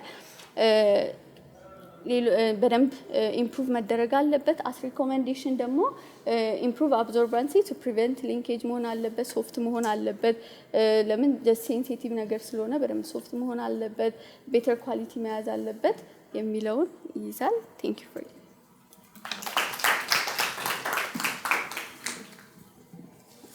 Thank you so much, Tasnima. It's so interesting. So now we will open the floor for question and comments. So if you have any question or comments, raise your hand. Could you please explain in more detail how investors' awareness is improved in Ethiopia? I have had the chance to intern and work on the sector as well, and I have seen that most people working in banking sector, people working in finance departments are even new to the sector. I mean, since we never had the market, not only the society, the public, even the for the professionals as well, it's new. Like I have said, the directive is really good on paper, and it tries to protect the investor as much as it can. But like I have mentioned at the end of the presentation, the market is actually going well at this point. There are investors investing, many securities are being listed, especially the equity market is working really nice. But some data are showing that still investors are not investing, reading the prospectus. Maybe if it's a technical word, I can explain it. A prospectus is a legal disclosure document that tells us everything that we need to know about the company. So anyone, including me or you, anyone here, if someone wants us to invest, the first thing we need to do is reading the prospectus and understanding the prospectus. Then we can make our own decision after the prospectus. But the data shows that most people are investing just because the prices are striking up, especially this is not an investment advice or related thing. I will just mention it for illustration purpose. At some point, Ethio Telecom share and Awash Bank share prices were striking, and there was a lot of transaction on it. Especially when I said the weekly statistics showing 1 billion transaction, the most sold share was Awash Bank share. And when if we can trace the price trends, the price was striking, and most people were buying it just because the price was striking. But it doesn't guarantee us that the investment is a profitable investment or a good investment. So investors should know what they have to do so they could be protected by the law. I mean, the directive is setting the law, telling them that they have to read the prospectus, and the authority body is governing the prospectus, so investors could get the information they got, but investors are still being misinformed and not getting the information. So that we can minimize the gap between issuers and investors. Investors should be aware that what they should do before they should invest. They should know what their right is, and at the same time, what their responsibility is. Most people ask me, just because I'm working on the sector, to give them an investment advice, which is not a right thing. I'm not capable of giving an investment advice. I mean, investors should at least know from whom they are going to get that investment advice. They should get an investment advice from ECMA licensed service providers. This is also educational and literacy gaps. At the same time, so that the markets could thrive, there must be investors. I mean, the point of secondary market is liquidity.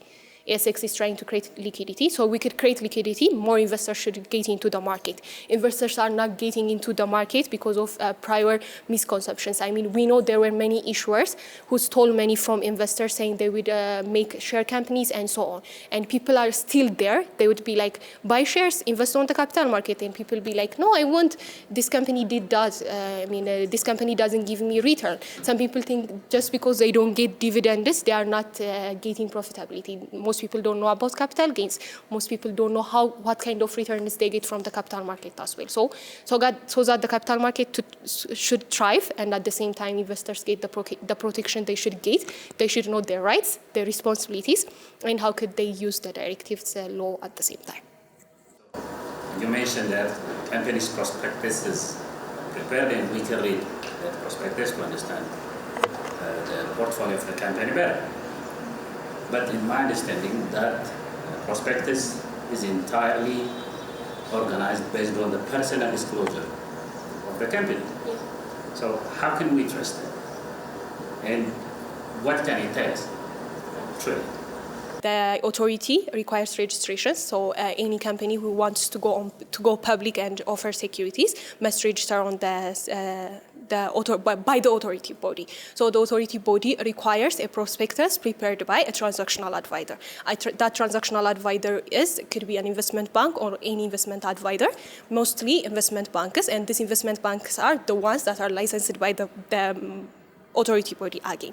So after getting that registration and registration application, the authority reviews it. That reviews is not an investment endorsement like I have said, but the authority body makes sure that the informations given on the prospectus are all in accordance with the standards. For example, if it's the financial statement, it should be based on the IFRS standard. If it's a due diligence or legal reports, the authority body requires an independent legal advisor to do that due diligence reports and any other risk factors or any other information is included in the prospectus. So the authority body guarantees that all information stated on the prospectus are in alignment with the standards, at the same time are accurate, and make all person involved in the prospectus making accountable and responsible for the all information provided. Like I have said, a lot of people are involved in the preparation of the prospectus. Each and everyone involved in the preparation of the prospectus is legally liable and accountable for the information being created. So that tries to give confidence for the investors. Thank you very much. My question goes to SMU. In your presentation, I have seen one sensitive issue. In terms of safety and hygiene, you have found that this particular sanitary pad is presumed or perceived as very low by consumers. Have you consulted in your literature review the decree or directive or guidelines set by the government regulatory body? Have you consulted any material? Another? Okay, exists. Another, in the beneficiary list, you have included manufacturers, managers, people like that. I haven't seen regulatory body over there. The government regulatory body would benefit from your finding. Have you tried to include that? ያው ሴፍቲ ኤንድ ሃይጂኑን አይተው ነው ገቨርንመንቱ አይቶ ነው ያው የሚያወጣው ሬጉሌት የሚያደርገው ቦዲ አለ ዞሮ እና ሊትሬቸር ሪቪው ላይ ኢንክሉድ ሆኗል ፖይንቶች የተነሱ ፖይንቶች አሉ ግን እንደ ሰውም እንደ ኤክስፒሪየንስ እንደሚያደርገው ሰውም ይለያያል ሴፍቲ ኤንድ ሃይጂኑ ማለት ነው ለኔም የሚመቸኛ ሴፍ የሚመቸው ሰው አለ ጃው ሮዝ የማይጠቀም ሰው የለም አይደለም ይሄንን ሪሰርች ሳነሳ የሚመቸው የሚወደው የሚጠቀመው ስቲል እንደዛ አይነት ሰው አለ ሶ ኮንሲደር እነሱንም ኮንሲደር ተደርጎ ነው ይሄ ያው እነሱ እዚ ሪስፖንስ ላይ ራሱ ቢታይ አረ ሴፍቲ ነው አረ ይመቸኛል የሚል ብዙ ሰው ብዙ እንትኖችን ተነስተዋል ሶ ኮንሲደሪንግ እነሱም ኮንሲደር ተደርገው ነው እንጂ ሊትሬቸር ሪቪው ላይ ስለዚህም አለ እንደ ገቨርንመንቱ ይሄንንም አይቶ ነው ያው ላውንች የሚያደርገው ዞሮ ይሄንን ምንድነው ይሄ ኮንትሮል ቦዲው ኳሊቲውን ኮንትሮል የሚያደርገው ቦዲ እነዚህንም ነገሮች ኮንትሮል አድርጎ ኦኬ ስለሚያልፍ ነው ያልፋል እንደው ፕሮዳክቱ ብቁ ስለሆነ ነው ወደ ገበያ የሚወጣው ይሄንንም ቼክ አድርገው ነው ግን እንደ ከሰው ሰው ደግሞ ይለያያል ሴፍቲውም ሃይጂኑም እኔ አሁን ለምሳሌ ፐርሰናሊ ስለማይመቸኝ ነው ቤዝድ ኦን ዲስ የሰራሁት ማለት ነው ከብዙ ከነዚህ የተነሱት 6 ዳይሜንሽኖች በራሴ ኤክስፒሪየንስ ያደረኳቸው ዳይሜንሽኖች ናቸው ቶ ሴፍቲ አሁን ለኔ አይመቸኝም ግን ፎር ማይ ፍሬንድስ ሩዝ ነው የሚጠቀሙት አሁን እንደዛ ካልን ማለት ነው ሶ ይሄንንም ኢንክሉድ ለማድረግ አስቤ ነው And the second question. In the list, you haven't included beneficiaries of your findings. I mean, the government regulatory body. You stated managers, manufacturers, so on and so on. Yeah. በርግጥ መካተት ነበረበት መካተት ለምን ያው እነሱም ይሄንን ያዩ ነው just launch የሚያደርጉትና እነሱም Yes, መካተቱ ነበረበት ሁሉንም ይነካል ዞሮ not only the manager and the consumer. I do have one question for each of you. The first one goes to Lydia. Your paper is a kind of policy analysis that is very interesting and it is my area. During policy analysis, people fail to look how context is very important to realize or to make that policy or directive to be practical.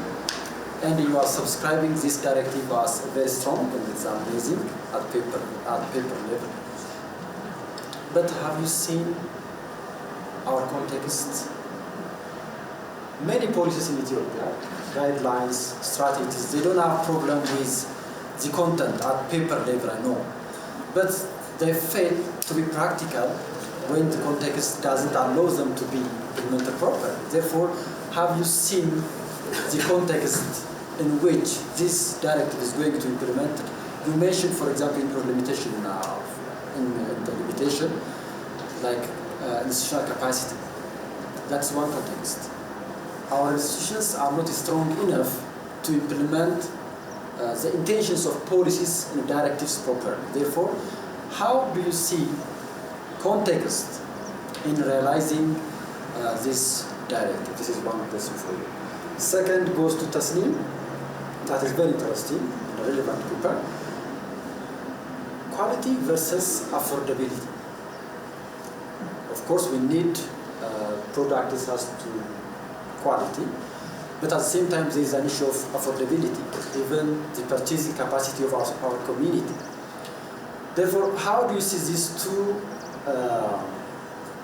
issues which are against each other? When we are working to bring equality on a certain product, it demands costs, yes? Cost. When the cost of production increases, the price of the product also increases.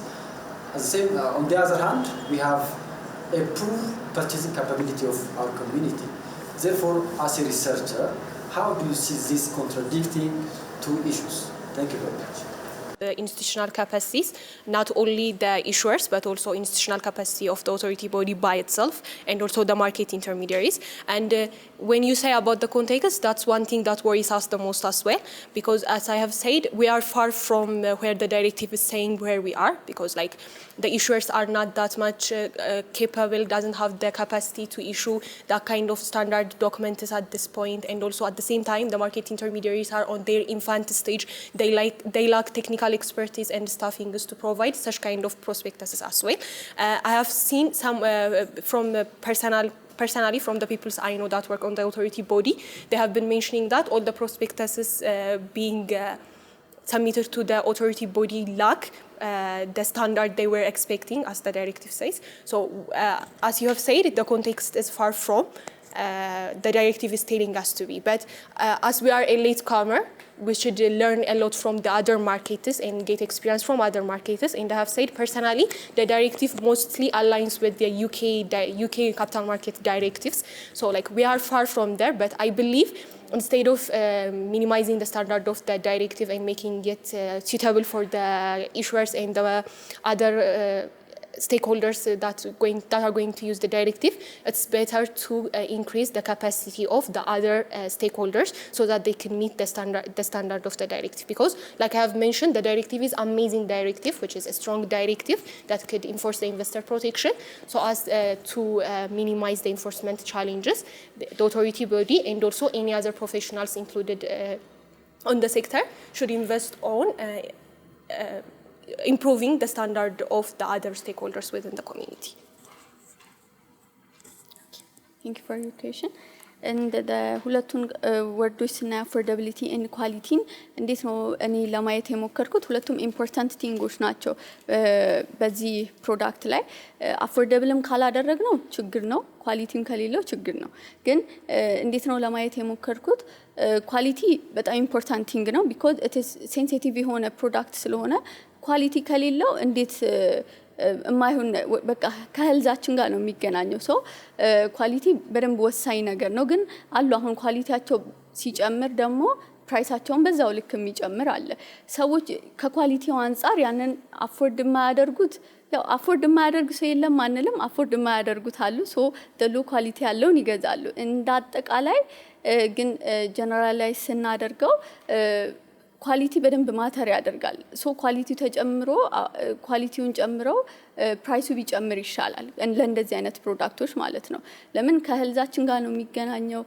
ጤናችን ነው ኮምፎርት ነው ኮንፊደንስ ነው ሶ በደንብ ምቾት ተሰምቶን ብንቆይ ይሻላል እንጂ አሁን ብዙ አይነት ፕሮዳክቶች አሉ አሁን ሳኒታሪ ፓድ ራሱ ብዙ ቦታዎች ላይ ምናያቸው የኛ ሀገራው ሌላ ምናምን የሚባሉ ብዙ ስሞችን እየሰጡ የሚያመርቷቸው ፕሮዳክቶች አሉ ፕራይሳቸውን ስናይ እኛ ሀገር ከሚመረቱት ራሱ አሁን ከነ ኮምፎርት ምናምን አንፃር ራሱ ፕራይሳቸውን ስናይ ዝቅተኛ ፕራይስ ነው ያላቸው ይሄንን የሚገዙ ሰዎች አሉ አፎርድ ማድረግ ስለማይችሉ ግን እነዛ ፕሮዳክቶች ላይመቻቸው ይችላል ያው ከአፎርዳቢሊቲ አንፃር ይገዟቸዋል አይመችም ግን ፕሮዳክት ላይ ሰርተው በደንብ ማኑፋክቸር ተደርጎ ፕራይሱንም ዝቅ ቢያደርጉትና ይሄ ምንድነው ላክዠሪ ፕሮዳክቶች አይደሉም ብዬ ነው የጀመርኩት ሶ ሁሉም ሴቶች መጠቀም አለባቸው ስፔሻሊ አሁን ላይ መጠቀም አለባቸው እንደውም አንድ መረጃ ራሱ የሚገልጸው 28% ኦፍ ኢትዮጵያን ሴቶች ናቸው ሙሉ ይሄንን አክሰስ የሚያገኙት ይሄ የሳኒታሪ ፓድ አክሰስን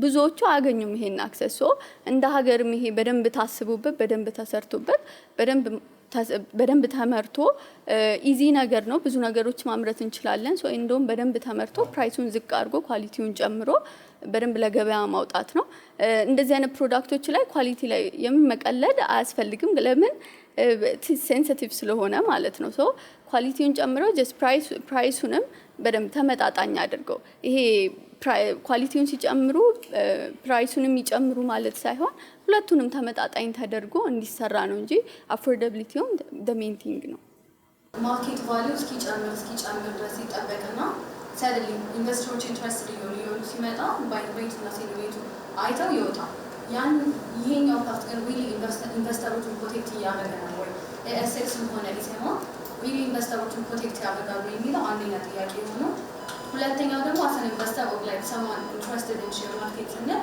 blindly trust እናደርጋቸዋለን ማለት አይደለም blindly trust ማናጋቸው ከሆነ someone should be accountable for this disclosure responsibility አይደል ለምሳሌ ቴሌ ከአመቱ መሰለኝ በአንድ 700 በአንድ 1000 የገባውና this kind of really ማርኬታቸውን ወይም ያላቸው የሚመጥን ሼር ካላወጡ someone should be responsible for that አይደል ወይ ቴሌኮም responsible መሆን መቻል አለበት ወይ ሲያወጣ responsible መሆን መቻል አለበት ከዚህ ኢንቨስተሮቹ blindly ያኔ ጨመረና within a week ኦዲቱ እንዳለቀ የሞባይል ማህበያ ሴቷል ኢንቨስት ያደረጉ ሰዎች almost በአንድ ነጥብ ምናምን ሉዝ አድርገዋልና don't you think someone should be responsible ወይ ይሄኛው ዳይሬክቲቭ really እንዳወጣው ኢንቨስተሮቹ ፕሮቴክት እያደረገ ነው ወይ አካውንታብል የሆኑ ፐርሰኖችንስ ዲስክሎዥር ኢሹ ካለ አካውንታብል አብሮ የያዛቸው ነው ወይ የሚለው I don't know where you get that information but ማርኬቱ የሚሰራው የማርኬቱ ፕራይስ ዲተርማይን የሚደረገው ማርኬቱ ላይ ቴሌ የሚሸጥበት ፕራይስ ዲተርማይን የሚደረገው is not on the prospectus ላይ ባለው ማለት ነው ፕሮስፔክተሱ ላይ ኢንትሪንሲክ ቫልዩአችን ይሄ ነው ብለው እነሱ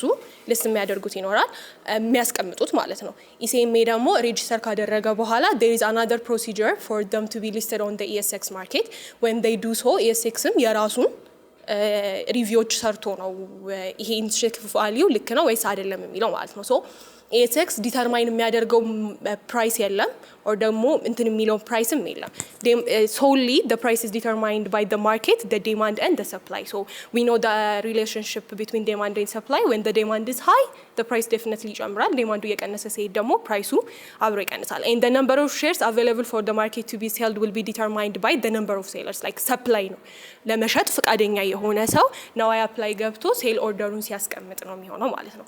so that አንቺ ያልሽው ኢንቨስተሮች ፕሮቴክት እንዲሆኑ ቅድምም ያልኩት ለዛ ነው ኢንቨስተሮች ኤዱኬት መሆን አለባቸው ያልኩትኝ ማርኬቱ ላይ ለመሳተፍ they should get a brokerage account አይደለ በኢንቨስትመንት አካውንት ያስፈልጋቸዋል so necessarily የሚያልፈው በብሮከሮች በኩል ነው so like before making the decision they should know that prospectusun አንብበው እኮ they should understand ይዛ ጋራ ፕራይሱ ላይ የተቀመጠ ያለው price actually worth ያደርጋል ወይስ አያደርግም የሚለው ማለት ነው that's why ያልኩኝ የነበረው እሱ ነው ኢንቨስተሮች they should do the right technical analysis and fundamental analysis before they decide ይሄ ነገር ያዋጣኛል ወይስ አያዋጣኝም so አንቺ ያልሹ ነገር አሁን ፕራይሱ የጨመረው ምን ሲዝን ላይ ስለሆነ ነው ሪፖርቶች የሚወጡበት ሲዝን ላይ ስለሆነ ነው ኢትዮ ቴሌኮም ለ1.5 ቢሊዮን ዶላር or something አተረፍኩኝ ስላለ people are like okay profitable ነው ብለው እየገዙ ነው ግን as someone who is wise investor they should know that just because profit አለ ስለተባለ ኢንቨስት ማድረግ እንደሌለባቸው and at the same time ፕራይሱ ለምን ስትራይክ አደረገ they could easily see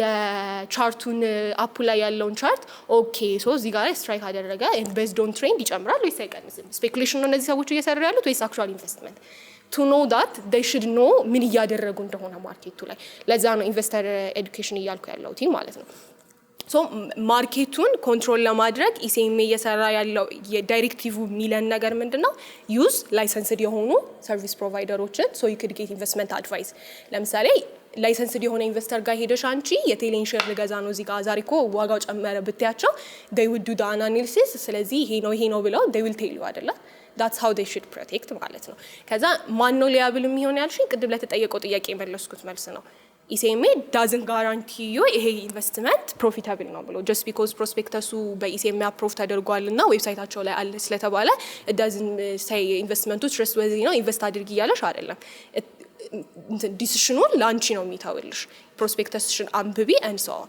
ከዛ አሁን አንቺ እንዳልሽው ሊያብል ናቸው ወይ ፕሮስፔክተሱን በመስራት የሚሳተፉት ሰዎች including the audit firm ፋይናንሻል ስቴትመንቱን ያዘጋጀው አካውንታንት ዲው ዲሊጀንሱን የሰራው ሌጋል ፐርሰን at the same time ደግሞ ትራንዛክሽናል አድቫይዘር ሆኖ የገባው ኢንቨስትመንት ባንክ እና ዲተርማይን ያደረገው ሰው all are accountable to it ማለት ነው to do so ደግሞ it's not part of the directive ግን the authority body control የሚያደርግበት የራሱ ሜካኒዝሞች አሉት you could IPO ክሊኒኮች አሉ at the same time ደግሞ ደውለሽ ሪፖርት የምታደርጊባቸው ሜቶዶች አሉ ማርኬት ሰርቬላንስ ስላለው ደግሞ አንቺ ያልሹ ኢንሳይደር ኢንፎርሜሽን ኖሮም ከሆነ ይሄ ማርኬቱ ስትራይክ እያደረገ ያለው and so on በትሬዲንግ ሃወሮች ላይ ኮንትሮል ያደርገዋል it's just የዳይሬክቲቭ አካል ስላልሆነ ነው እንጂ ሜንሽን ያልተደረገው ዴዲኬትድ የሆነ ማርኬት ሱፐርቪዥን ቲም አለው ኦቶሪቲ ቦዲው so ላይቭ ይከታተለዋል so ኢንሳይደር ኢንፎርሜሽን ክሬት የሚያደርጉ ነገሮች ካሉ ምናምንም ሳይት ያደርጉታል ግን at the same time እንዳልኩት ይሄ ሁሉ ሎ ነው እኔ ያወራው ያለው ቲንግ is from what I read እና ዶክመንቱን ሪላይዝ ካደረኩት ነው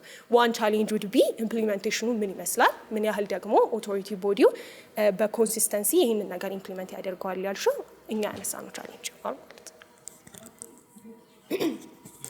መጀመሪያ በጣም ነው ሰንተሽ ታውቃለህ እንደዚህ አይነት ነገር ለዚህ ትልቅ ነገር ስላቀረብሽልን ጥያቄ ምንድነው የሚሆነው እንደዚህ አይነት ካሎች የትኛው ነው ለምሳሌ ፕሮቴክት ካሎች ሊሆኑ ይችላሉ እዚህ ኢትዮጵያ ውስጥ ላይ የተሰሩ ያሉ ካሎች ሊሆኑ ይችላሉ አቬይላቢሊቲያቸው ያለው አዲስ አበባ ውስጥ ነው most of the time አዲስ አበባ ውስጥ ሆኖ ደግሞ they are very selective ለምሳሌ ኢምፖርትድ የሆኑ ማቴሪያሎች or ፕሮዳክቶች የሚገኙት ሱፐርማርኬት ላይ ነው ሱቆች ላይ አይኖርም ስለዚህ ክፍለ ሀገር ላይ ደግሞ ስንሄድ ደግሞ ኢትዮጵያ ውስጥ የሚመረቱ ፕሮዳክቶች ኖርማል መደብር ውስጥ እንኳን አናገኛቸውም አንደኛ ከአቬይላቢሊቲ አንፃር ሁለተኛ ደግሞ ገቨርንመንት ወይም ደግሞ መንግስት እዚህ ኢሹ ላይ ምን ኢንተርፌስ እንዲያደርግ ያንቺ ሪኮሜንዴሽን ምንድነው አስፋራስ ክፍለ ሀገሮች ላይ ለምሳሌ መንግስት ካየሽ በደንብ በጀት ይዞ የሚሰራበት አንደኛው የኤችአይቪ ኢሹ ነው ሁለተኛው ደግሞ የወሊድ መቆጣጠሪያዎች ስለተዋልዶ ጤናዎች ላይ ነውና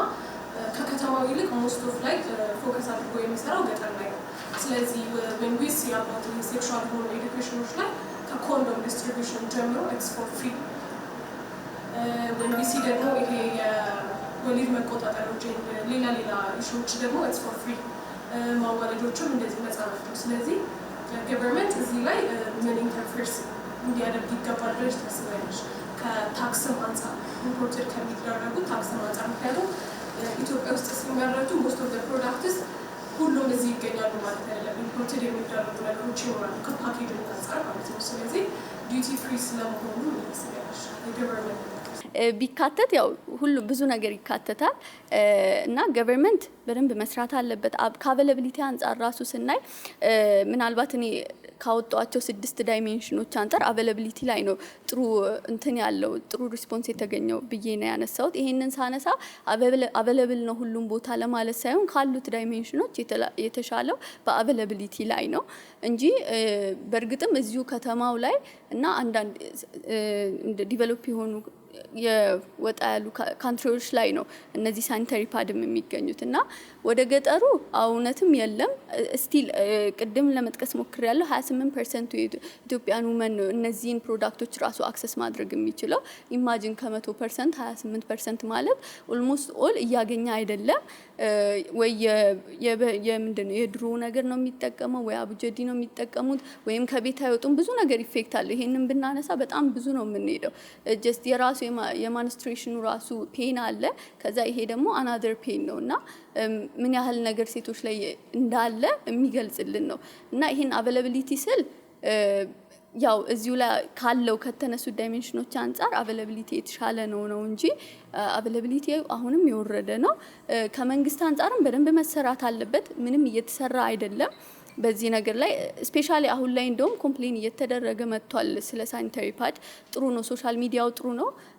በደንብ ሴቶች ስላላቸው የሳኒታሪ ፓድ ችግሮች በደንብ ቪዲዮ እየሰሩ እያወጡ ነው። ይሄ ነገር ምንድነው ምናምን ያሉ ስለ እያንዳንዱ ፕሮዳክት ኢንዲቴል እየወጣ ነው። አሁን ላይ ጥሩ ነው፣ ግን ስቲል አልተሰራ፣ መሰራት አለበት። መንግስትም ይሄንን ነገር ቅድምም ለመግለጽ ሞክሬያለሁ። በደንብ እኛ ሀገር ያሉ ማኒፋክቸረሮች ይሄንን አምርተው በደንብ ነው እንደውም በርካሽ ነው መሸጥ ያለበት።